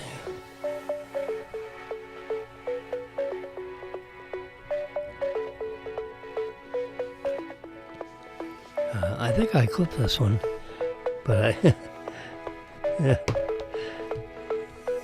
I showed one. I think was at one of the gas stations in Delray.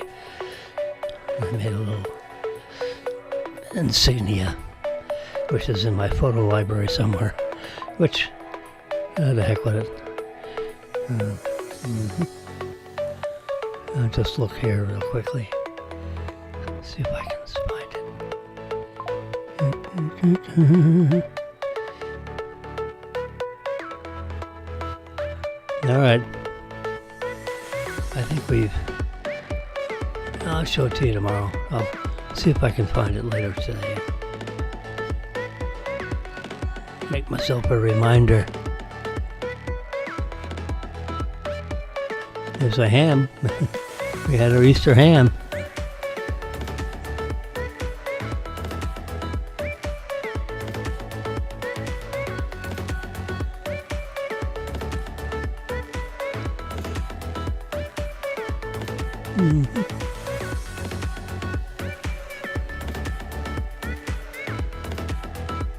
Yeah, Elon Musk is catching a lot of crap. He's got his Doge, the office of, looking into all these departments to see if there's abuse, they have one big checking account that they fund everything out of. All the money in the entire United States all dumps into one, depository system. All the monies that we collect.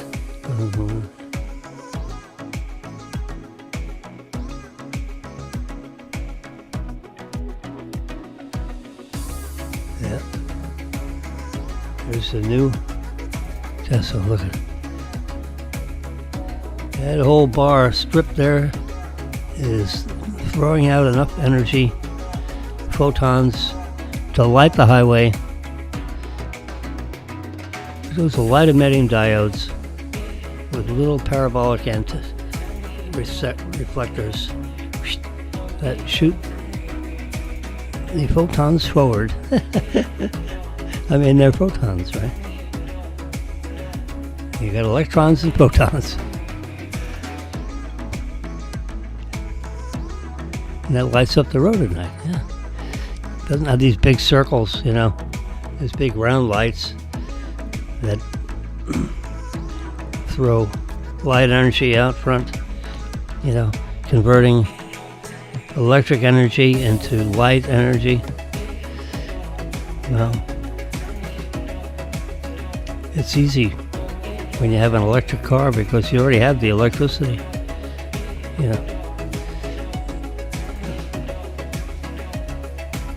Anyway, they're changing that whole system to a 24-volt system. Because the higher the voltage, the lower the current. amps times voltage is watts. What? You multiply the amps times volts, you got the kilowatts.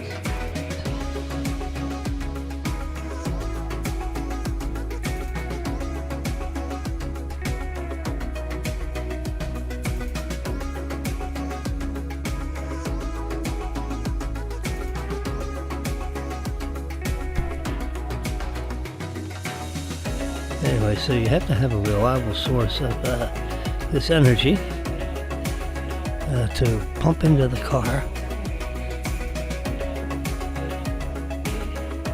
And it has to be in sufficient quantities to fill the car. You don't have to fill it, but you can half fill it, quarter fill it, three-quarter way fill it. You decide. There's a sliding bar. You can slide it across. I set it up to like 92% or 93%. A little higher percentage because she's got a trip to Jupiter tomorrow, so I like to have a full tank of fuel. It's 11:15. That's a 300-mile range in the battery, so I'll fill it up with like 270 or 80 miles worth of range. So it's only a 70-mile trip, I think, 80 miles tops. So that's 150 miles round trip.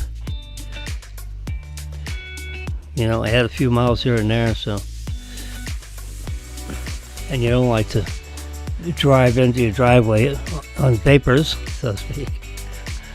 You wouldn't do that with a gasoline energy in your tank, right? This is electric energy in your tank. We don't want to run out. So you make sure you don't get below about 10 or 20%. And for battery health, you don't want to charge it past 90%. Only when you need to. You can, but just not every single day for the health of the battery. Apparently lithium-ion cells, at least the chemistry that's in the car that I have, that we have currently, requests that you charge up to 80 or 90%. You can go to 100% if you need to. They're just saying don't do it every single day, and don't deplete the charge in the fuel tank. Below 95%. On the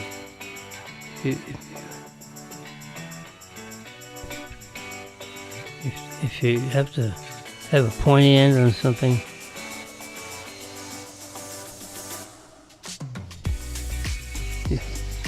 so other than a few straws and a couple of,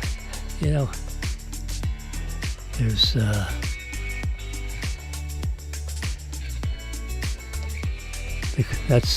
that's the new Tesla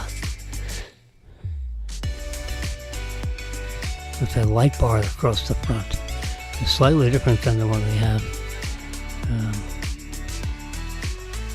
The one we have looks like that's, so you can see the headlights there on that one. They're kind of like inside that lighting cabinet. I'm not too sure what you would call that. The indentation and the, where the light emitting diode is on each side. And it's covered so that water and the air will flow over it nice and smoothly.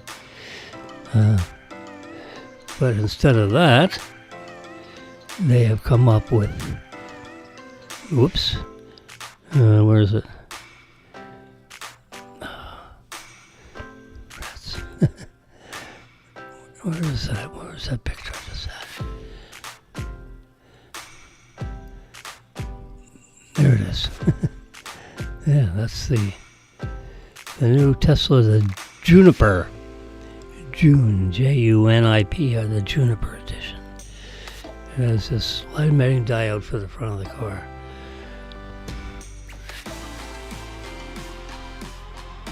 EV sales surging in Europe, but not necessarily Tesla.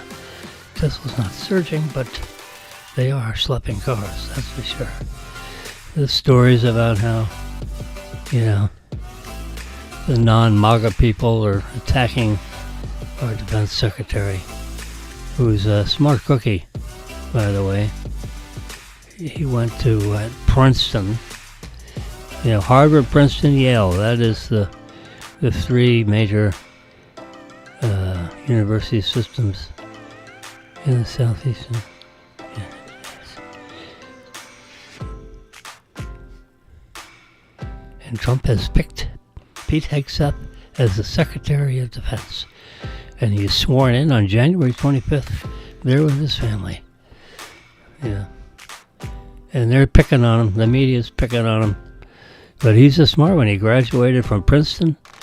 And then he went on to get a master's at Harvard.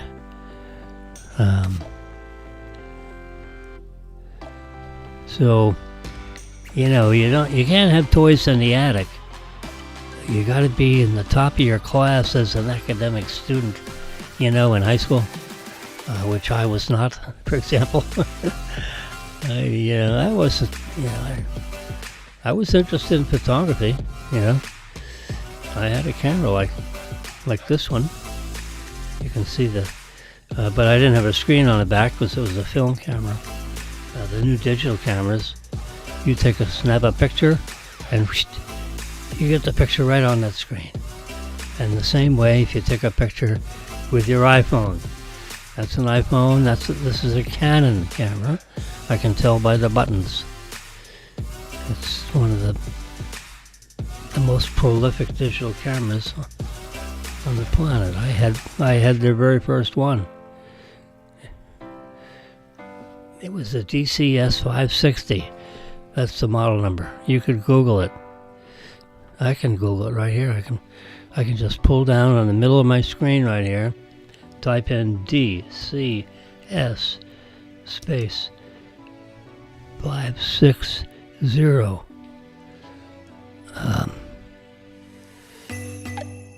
And it comes up as a photo, as a Kodak, because Kodak made the imager and they used the Canon body. So DCS 560. Let's just type this one. Let's just touch that one. Yeah, we'll get it through Google search. There you go. You can get it. Wikipedia. See, here's the Canon EOS D6000. Yeah, let's stick to the actual model number I had right here. Here's eBay. You can buy them on eBay. I sold mine on eBay.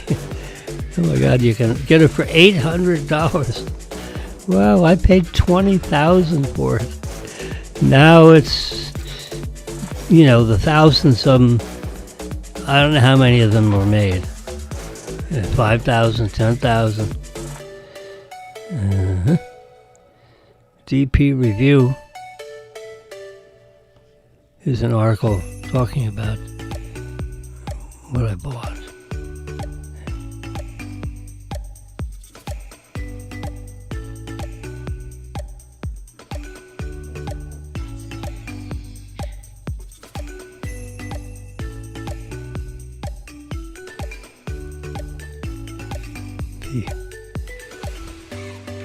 The amazing part of the internet, I can type that in there and talk about the camera. Let's go back. See, 1998. That's when I bought it. DCS 560. Let's just touch that one, see what that's all about. 18 megabyte files. We're talking about, that's the camera right there. That's what I had. See, DCS 560. There it is. Professional camera. See, the top of the camera is Canon. But down here, somewhere else you'll see Kodak written on that part of the camera somewhere. DCS 560. It's a Canon camera body, which is actually the frame of a 1N, the Canon 1N. See here, 1N, EOS 1N. Now that was a film body camera that they put a Kodak imager in it. And right on the other side of that lens would be the word Kodak, but you can't see it because the lens is in the way. If they took the lens off, you'd see Kodak. It says Kodak Professional and DCS 560 on that nameplate right there. But the lens is covering up the word Kodak, which is in red, if I remember right. Oh yeah. Let's X out of that. The front of the camera, back of the camera. Here's some pictures. So I had that camera. And it had a 6 million pixel imager. And that was like a big deal back then. Yeah. See if we... Oh, here's the picture that I'm talking about. Let's touch this one. And just to show you. See, Kodak Professional DCS 560. Remember I told you the lens was in the way and it covered up the word Kodak. Not intentionally. But you see it's a Canon camera with a Kodak imager. So behind that mirror, right in the front there, is a 6 million pixel imager made by Kodak. So Canon and see there's the word Kodak again. So you have Canon on the top, you know, where the pentaprism is. Oh, you can turn it around. Look at the front and the back. Yep. Whoops. Let's go back. Yeah. I put my... It's a touch screen, so... That's the camera I had. Brand new, in the box. It cost... Here's, you know, a little more of the Kodak DCS 560. I think I'll do a print screen of that. There we go. You touch the top button and the side button on the iPad, and that does a print screen. And now I have captured a picture of my DCS 560. And since it's taken me a minute or two to find it, but you can apparently keep floating your finger around here. That's more of a frontal view. Let's do a print screen of this one also. So I do the top button and the side button simultaneously, and bingo, you got a print screen. Now I touch that, and it immediately gives you the crop tool. So you can crop that, so you get rid of the tops and the bottom borders and all that stuff. Whoops, we get rid of that little bit of black. There you go. So now we're happy with the crop, and I'm going to say done. Save the photos, and there we go. And this came from the digital camera museum .de. So this is, you know, in Europe. This is that image was. See, there you go. The Digital Camera Museum Das Original. It's like a German site. Yeah, this is in Germany. Year announced. And this is announced in 1998. So here's a little history of the camera and the PMA. That's the Photo Marketers Association. You see right here in text. The camera Wusch der PMA. This is written in German. Yeah. In the voltage height und der Uhr hinterbar. And the Zur camera EOS D6000. That's eventually, see? It says the Canon, the EOS 1N body, and the Kodak imager. Yep, electronic imager. I said that in English, and I just translated it for you from German. I had a little German in my college thing because all the... See, this one here says into 14,995. This is probably euros. It was about $19,000 US. See, and it tells you the shutter speed. There we go, 1/8,000th of a second. I ought to do a print screen of this whole description. Weighed 1,650 grams. But it had a nice battery that slide in the side here.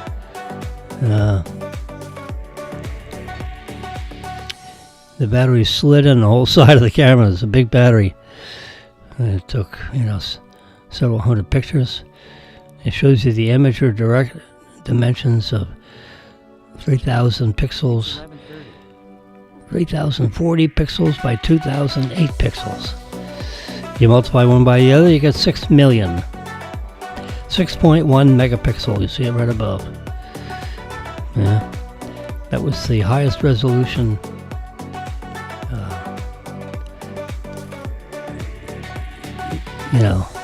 the Canon Kodak joint venture. One of the very first times that two enterprises. Kodak was known for their films all over the world. So they had a real problem, actually, converting to this digital world because they were kind of putting their film business out of business. So the board of directors were saying, what are we going to do with this? No, it was an American board. But PMA 1998. That's when it was announced. I got it in 1999, the following year. But it was a Canon 1N combined with a Kodak camera. That's what it says right there. Ach, Deutsch. In German. It was announced at the PMA in 1998. You see right there, red? Yeah. Nice. This is announced Friday, April 25th. No. That's when I'm abstracting the story from this website in Germany. It was one of my search results. I go back, I come back right here. This is on the list on the Google search. You can, by the way, you can. I haven't found it yet. I'm going to find it. I haven't tried actually. Anyway, so this is the camera. You buy the camera. We're back to that museum again. And there's a picture of the camera. I don't know if I got this one. This is the DCS 560. I guess I should keep the bottom of that so you can see the model number. Oh no, it's on the body of the camera, yeah. So we don't need that. So we come right over here and make that look like a square image. We don't need a lot of that white background. So you see it's got a body cap on there with Canon written on it. It's a Canon camera and the lens system is Canon. But it's got a Kodak imager in there. That's why they call it the Kodak Professional DCS 560. And see this little slot over here on my right side?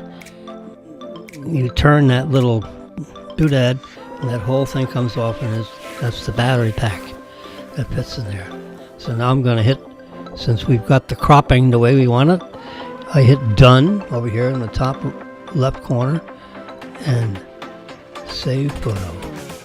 Save the photo. And you see that camera right there, the DCS Professional 560. That was my search results. Zooming in on that baby. There you go. That's my camera. I had that. I sold it 8 years later on eBay for like to somebody that was in the Las Vegas area. And you know, when you go through these amusement parks, the bigger ones, and you come down a slide, and you're in a log. It looks like a big log that's carved out, and it holds like 10 or 12 people. And you come down the big slide, and they're screaming and yelling because they're going straight down. And then the camera takes a picture. Well, it was the DCS 560s that were taking those digital pictures. And then you get off the slide, and 3 minutes later, you get a picture of you coming down the slide. Well, that whole picture setup was wired up originally, you know, in the early 2000s. And they were wired up using these DCS 560 cameras that were put in certain places, and they had sensors, you know, electronic sensors that would, you know, notice that the slide thing was coming down, and at the right moment, you know, so a person didn't have to push a button. It was automatic sensor. So as soon as you came into view with the sensor, it would snap the picture, because it was an electronic camera, and it had a plug on the side of the camera where you could fire the camera electronically instead of having to push the button. Yeah. So this guy had this whole setup, and apparently one of his cameras went out, and he needed a replacement. And mine happened to be available on eBay. He went on eBay to try to find one, and there in my Jimmy, I have an account with eBay, and he bought my camera. Mine was in perfect working order. It was a beauty, actually. It was preserved. You know, there are many children in this country that aren't taken care of as well as that camera was. Yeah. So there you go, and there you see the statistics right there. Let me hit the like button. Yep. Can you believe it? A German site. If I hit next, what happens? I guess we're going to find out. Oh, there's some more information about the DCS. More pictures. Yeah, I don't remember what my serial number was. A serial number plate right there. Kodak. Anyway, underneath here it says K520. Oh, that's the serial number. See, it's all like worn out here. See, I didn't have any of that wear. I took care of my cameras big time. This one is. Let's do a print screen, just for the heck of it, and that's good enough. Save the photos. Now I'm gonna flip up here, go to my photo album, and let's see if we can find that. I guess I gotta go this way. Here's that bottom plate. Now let's and we'll do the crop tool, but we're just gonna flip it around so we can see this, so it's not upside down. That's the only reason why I saved the photo. Done. Now I can zoom in on the serial plate. So that was it looks like 4,275. So it's K520C0427. I think that's a 5 with a, that's a dent on there. Yeah, he beat up the bottom of this camera pretty good. Whoever owned and operated this camera. I always had a bottom plate. See that screw there? I had a bottom plate on it.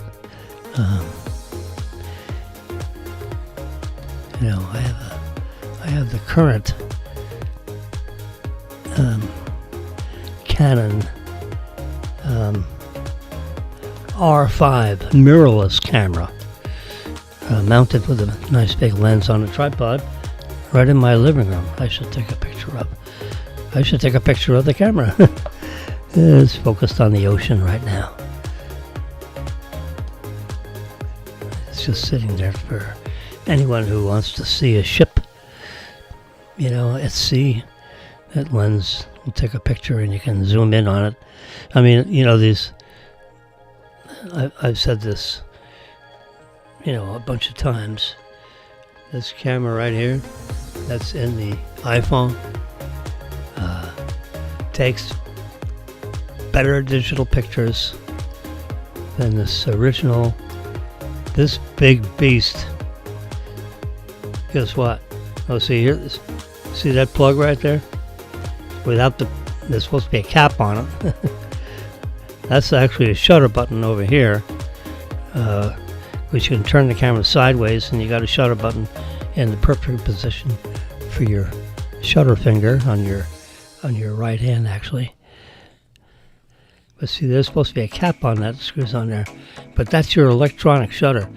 So when I sold my camera to this guy that was in Las Vegas, that had, some kind of a picture, or where group shot, whatever this camera was used for.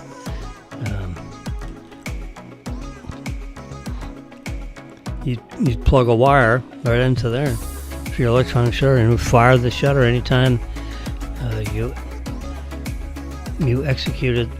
You basically short-circuiting those the terminals in there, and that fires the camera. So you have a wire that runs, from wherever to the sensor or to the person with the remote trigger, and you push the remote trigger, and that fires the camera. Yeah.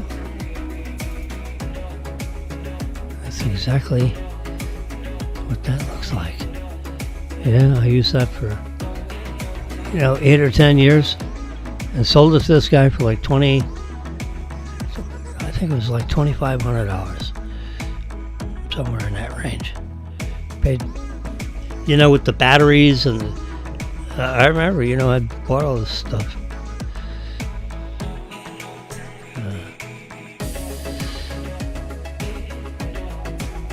I got in the business of taking pictures professionally, and fortunately my father gave me $25,000 to buy this equipment, and I bought the equipment, and I bought 4 or 5 spare batteries, in the side of the camera, over on this side where the one is, the side plate, and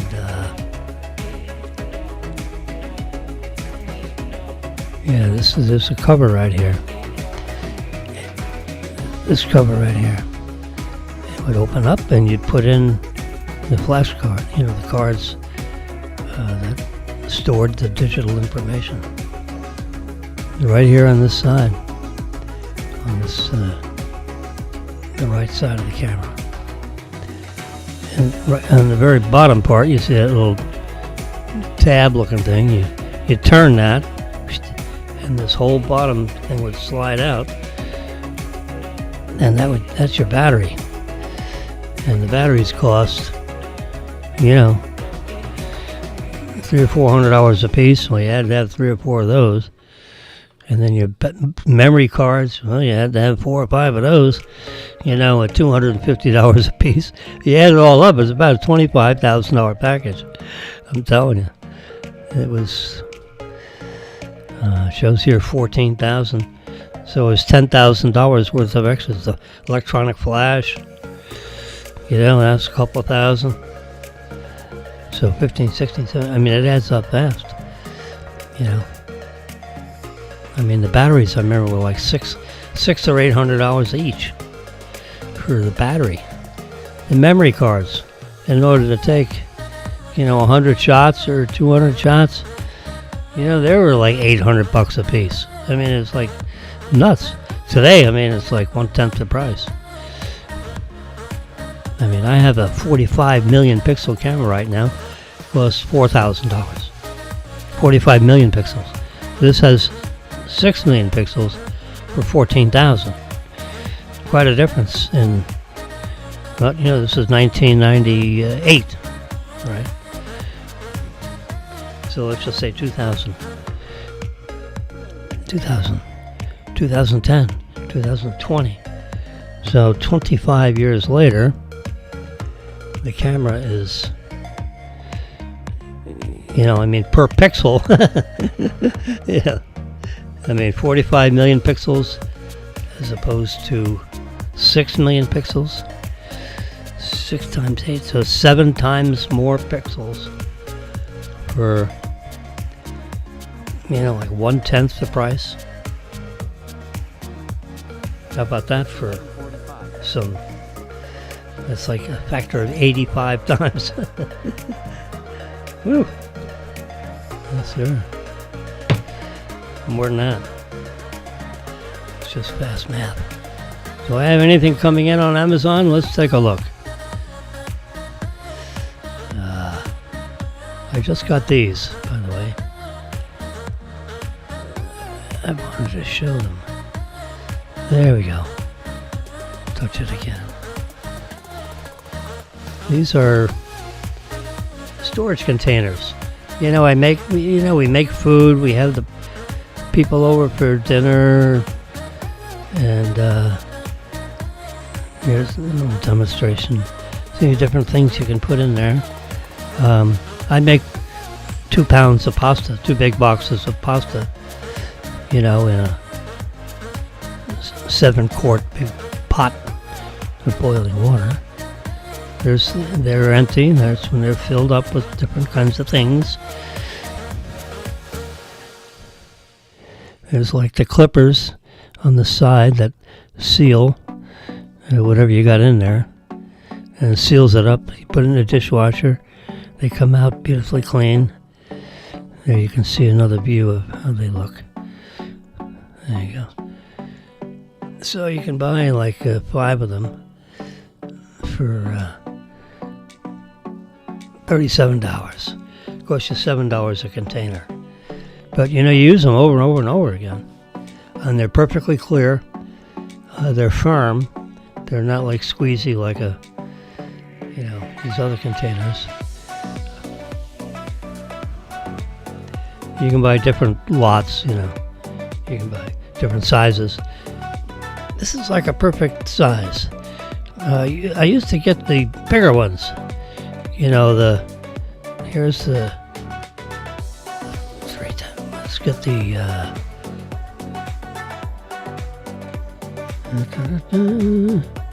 well, let's look at the assorted one. Let's look at that package. See, I was getting a whole bunch of these, but they break. They crack right in the middle, and they're just a little bit bigger than I need. So these are the. If I could, there we go. That's the size. I just bought 5 of them for $37. It's like the perfect size. They're all different sizes. That's a little bit too small. That's a little bit too large. But if you... so instead of getting that top one, I'm getting this other one with the cherry tomatoes down here in the lower right. Right there. This is a little bit too small. This is perfect. So I'd rather have 10 of those than 5 of the big ones. And particularly if I make a big batch of tomato sauce for his pasta. Very good tomato sauce. I got the tomatoes out right now. The best tomatoes from a Alessi has a really good tomato, can of tomatoes. I'll watch it. ALESSITO.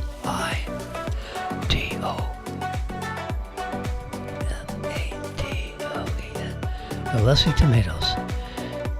Let's do a little search on that. Wait, see this. Not sun-dried. I want to San Marzano tomatoes. There we go. That's it. There we go. Can you believe this internet is all darn crazy? Ooh, it's on Amazon.com. There we go. Bingo. That's the can right there. That is it. They're serially numbered. I mean, they're the best plum tomatoes you can get. See DOP? That's the Department of, the Agriculture. Those are the three initials in Italian. And let me tell you, they are the best you can buy. Now, they don't give them away because a 28-ounce can is, the average price here, you can't tell. It's a pack of 4. 4 times 6 times 4 is 24. So it's like 7. Here this particular thing is, but it's delivered to your door. You can see, you see price per pound, price per ounce. They're peeled. This is, like a case of tomatoes.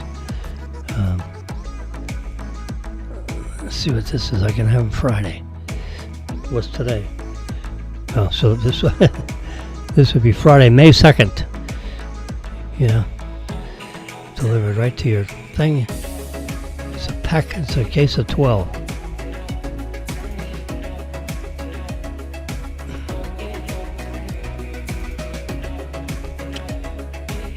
So this is about $4.75 a can.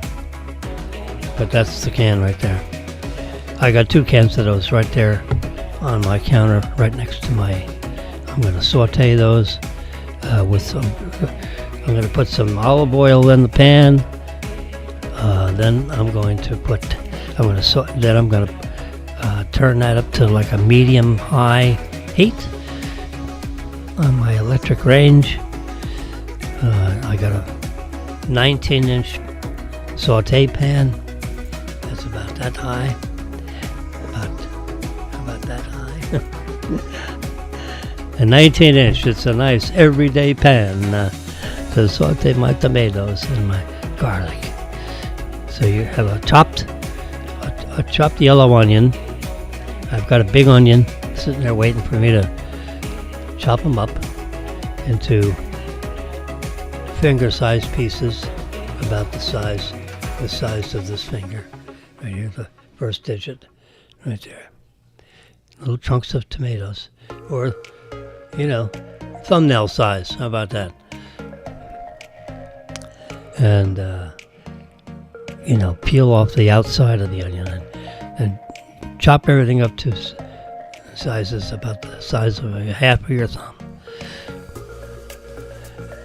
So the first thing you do is you put the oil in the pan, turn the pan on, get the oil hot, put some chopped garlic in there first, saute the garlic until it turns a little golden. You can see it bubbling in the oil. You're constantly stirring it with olive oil. Now the flavor of the garlic is going to get into the olive oil.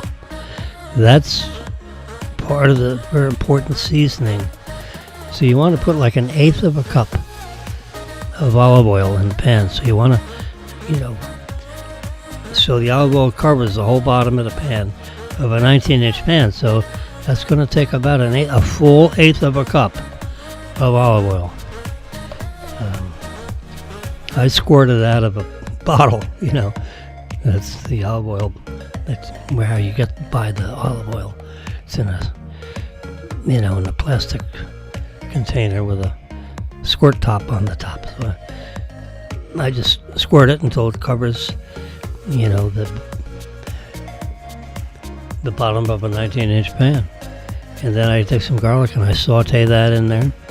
And once it turns a little golden brown, just starts to turn, then you throw the onions in. And you saute the onions in the olive oil and the garlic now. Now remember, the flavor of the garlic gets embedded into the olive oil. The taste of the garlic gets into the olive oil. And now you're sauteing that in with the onions. And you saute those just until the onions start to turn a little bit translucent. And when that happens, you open up the can of tomatoes. They should be already open. And you pour them in, 2 cans. And saute that around and heat up. And those tomatoes are in like a little tomatoes. There's some tomato sauce that's included in the tomatoes. So you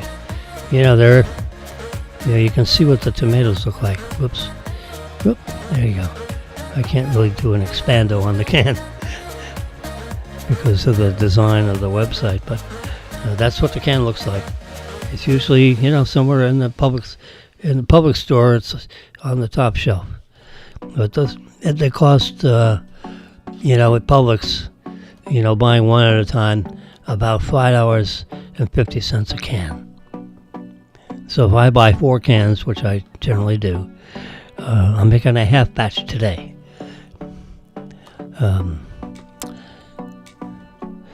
So I'm going to use 2 cans instead of 4 cans because I only have one big onion. So I'm only going to use 2 cans with the 1 onion and make that up. Just quick, take a couple hours and then you got some nice, magnificent tomato sauce. And you can put that on the spaghetti, put it in any kind of pasta, and it is magnifico. Then, after you get the tomatoes a little bit warmed up, the tomatoes with the onions and the garlic and the olive oil, and you're constantly stirring that around. Not constantly, but every 2 or 3 minutes. You get it just where it's bubbling. And right before that, you take a nice big, it's called Rustic Italiano seasoning. Okay? And I know the company, I know the guy who, the master chef, if you will, that created that seasoning. Oh my God.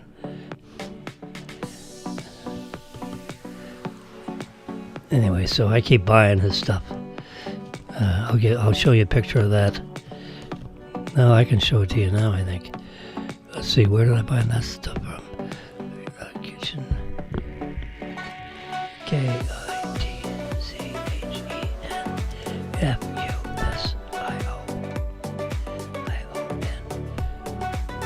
Oops, where's the K? Let me get all the way up here. And I got that weird looking character. Kitchen Fusion. There we go. And let me put on there Rustic, RUSTICIZILIO.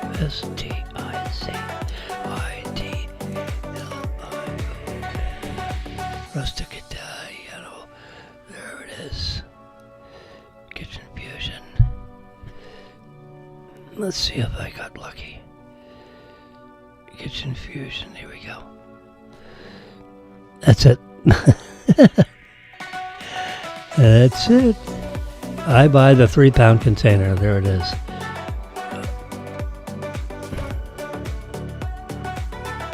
And let's see, right here it says, most versatile Italian spices on the market. Chunky blend of spices will transform your kitchen into Italian trattoria.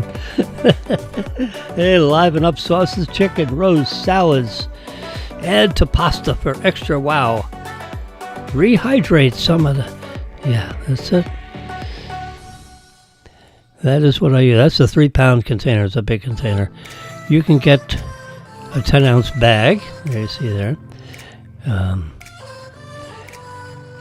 Or, of course, whoops, not that one.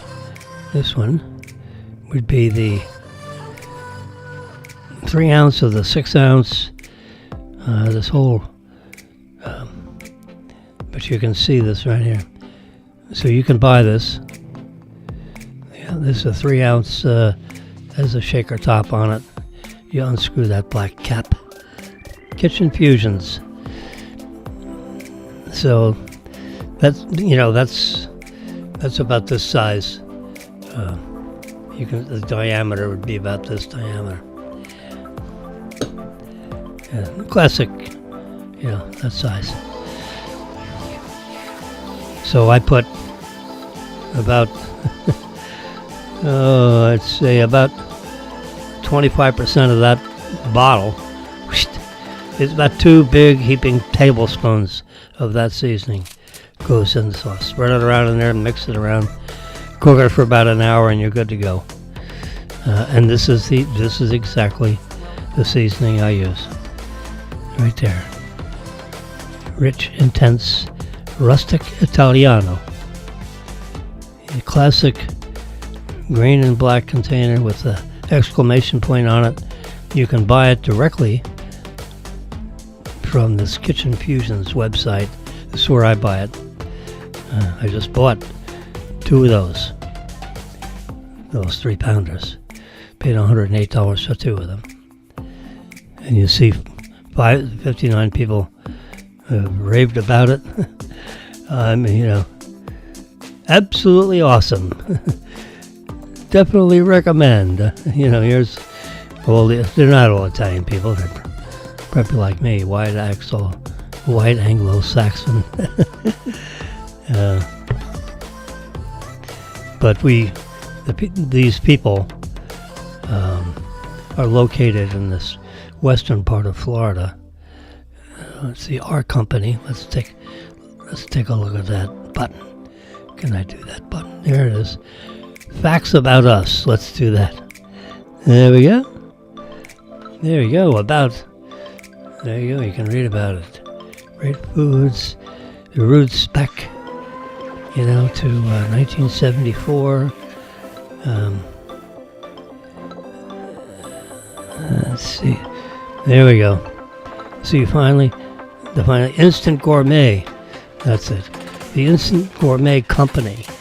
So when you turn around the bottle, you'll see, the contents and all that. Instant Gourmet is and one of the flavors is Rustic Italiano. And see where it says Phil LaMarche? He passed away not too long ago. Rest in peace, Phil. I knew Phil. Yeah, I knew him well. We were on the phone, every other day, talking about all kinds of things. Because as you can tell, I talk. I've been talking here for 3 hours. Yeah, see, look. Instant Gourmet was founded by Phil LaMarche. Yeah. He's not in the picture here. This Kitchen Fusion is not Phil LaMarche.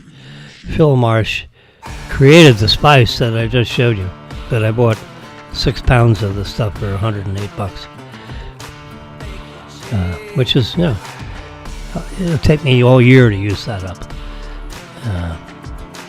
And I have the little shakers, so I refill the shakers from the big 3-pound containers. I have 2 of them because what I do is with a very big sieve, where the holes are the size of my pinky nail. It's a colander. And I pour that seasoning in there and I sift out some of the bigger chips of the sun-dried tomatoes. There's too many sun-dried tomatoes in there. So I sift them out, and 2 containers becomes 1 container of all the other spices, and the other container of the big pieces of the sun-dried tomato. Because I don't use that much sun-dried tomato. So if I want sun-dried tomato, I got a whole container of that. And the other is the Instant Gourmet with just the very smaller pieces of the sun-dried tomato. So that's just a silly idiosyncrasy that I do. But there you go. Instant Gourmet was funded by Phil LaMarche. Yep.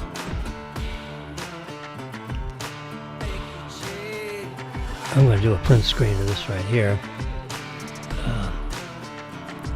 Because it'll remind me, not that I need to be reminded of Phil LaMarche, but I forgot about the Instant Gourmet.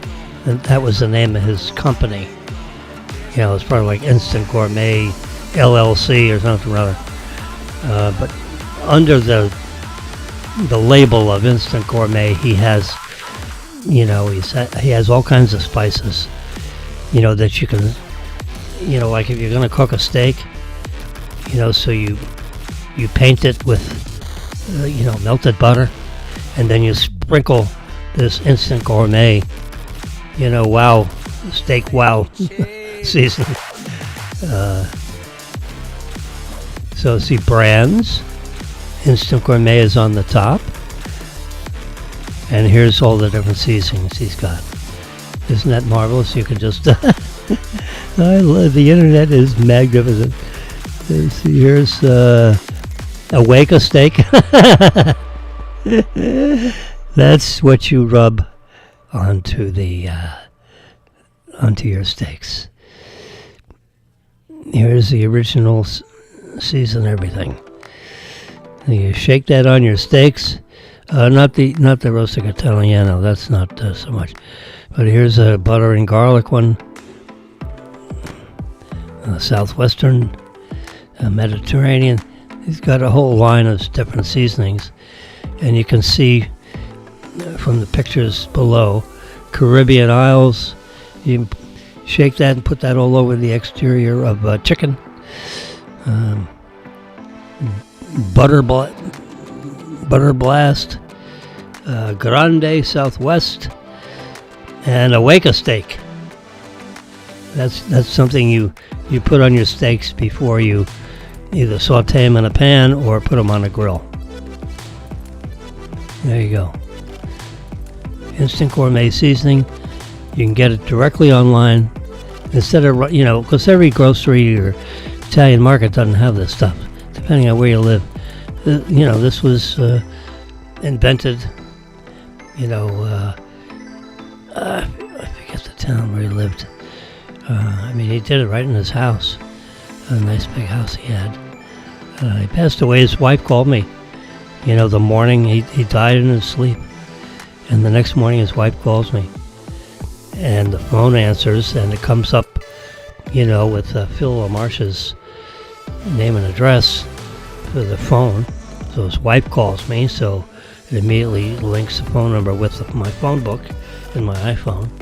So a picture of Phil LaMarche is on my phone, and she's on the phone, and I immediately shake my head, figuring, oh God, what is she going to say?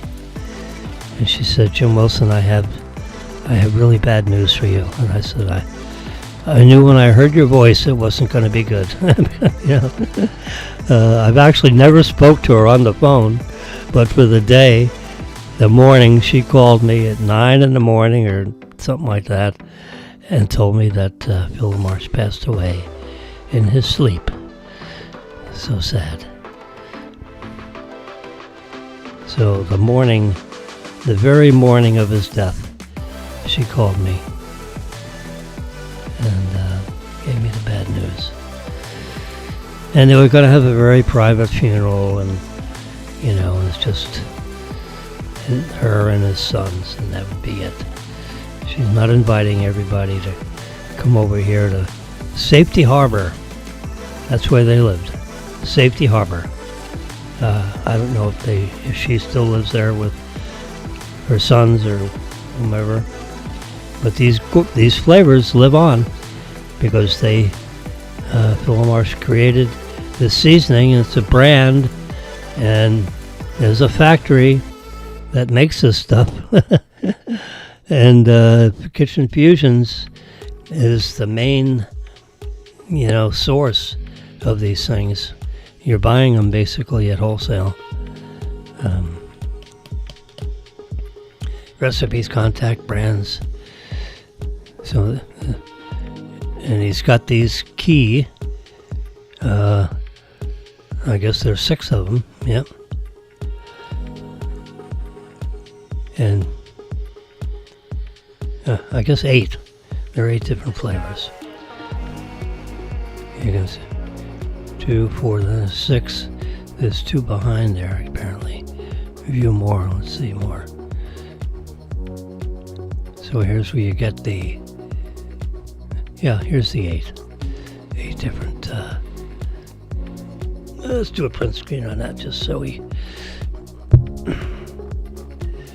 I can crop the screen a little bit, get rid of the bars on there. I think I'll leave Kitchen Fusion on top there. kitchenfusions.com. So that way I can show people exactly where you can get this stuff.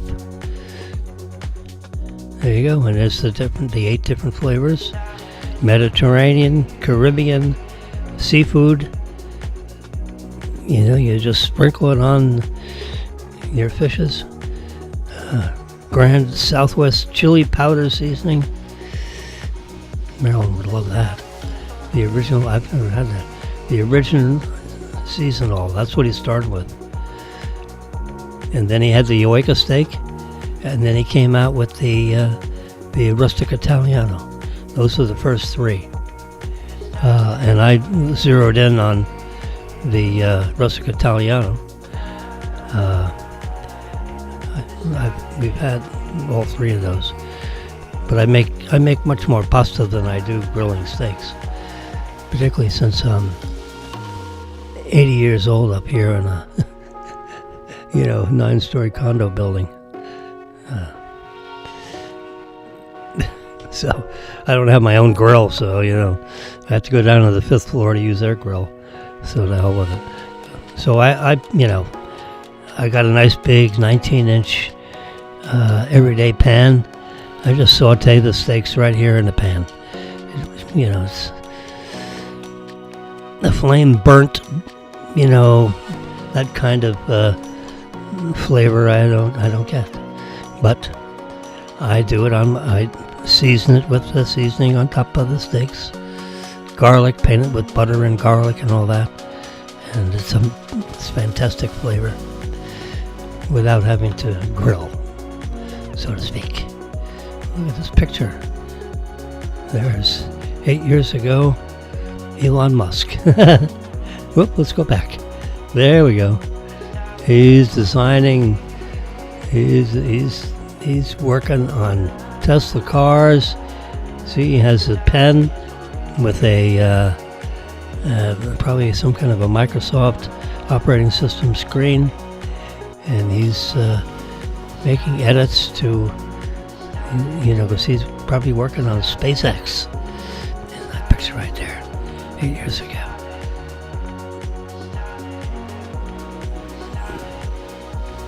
This is electric cars. Whoop, there's Trump in his first term pictures. Whoop, there's the thing, there's bacteria. It's like a slideshow of 8 years ago. Yeah, treasure guy. And this is like fast motion. And people listening to a thing, international thing, they have their headphones in, listening to a translated version of whatever the speaker is on. Whoop, satellite cameras. Ooh, night scenes. That's the Treasury Secretary 8 years ago. All right, I'm gone. It is, oh my God, it's 12 o'clock. Holy crap. Oops, sorry. Excuse me. It's time for me to stir fry my tomatoes and have a little pasta with my new seasoning. Because I'm making a tomato sauce today, this afternoon. The whole cart is going to be filled up with this marvelous Italian garlic aroma. Marilyn says when she comes up the elevator to our 8th level and she walks down the corridor to come into our unit, she says the entire corridor is filled up with your Italian smell. I said, that's marvelous.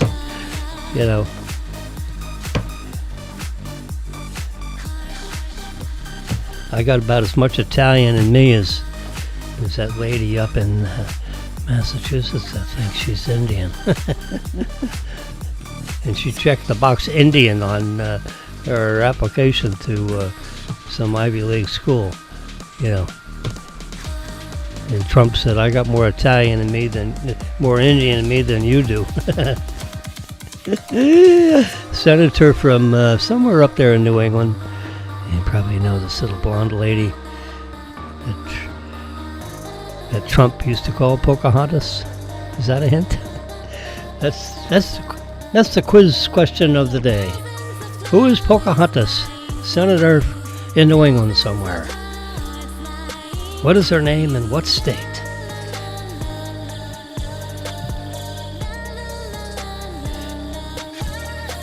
You get free tickets to the Gutfeld show. All you got to do is go online. You get them for free. All right, listen. You all have a great rest of the day and have a good weekend.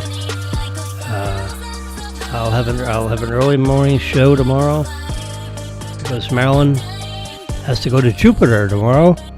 She's flying to Jupiter. Actually, she's driving a marvelous Tesla Model Y up to Jupiter with a full fuel tank.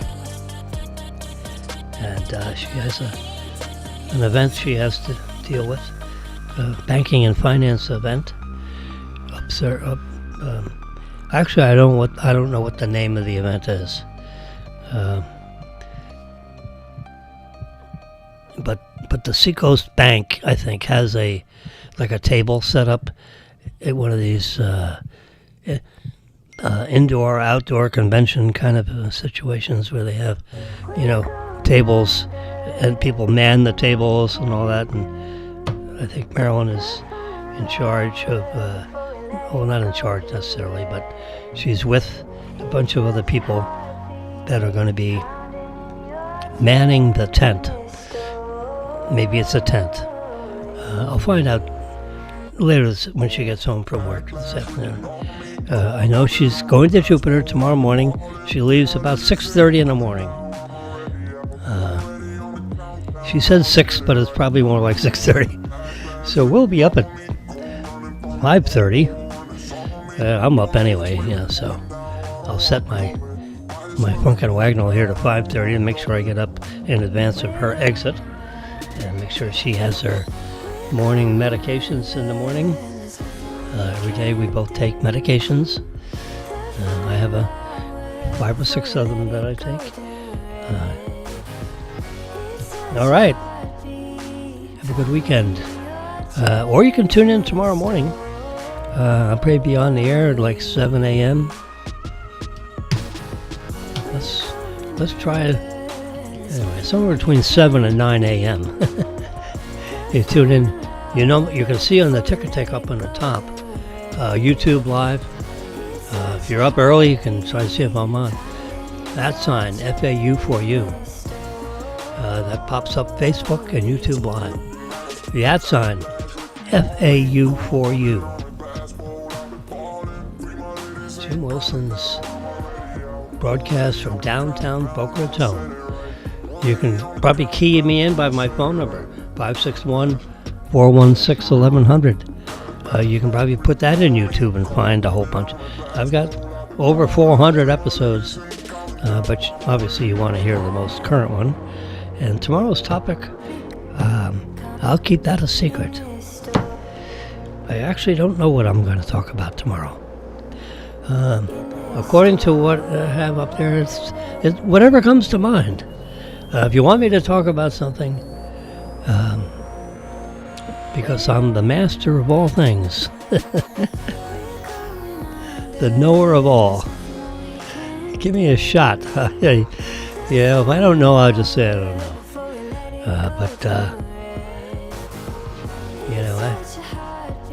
I was reading encyclopedias when I was like 9 years old. So, go figure.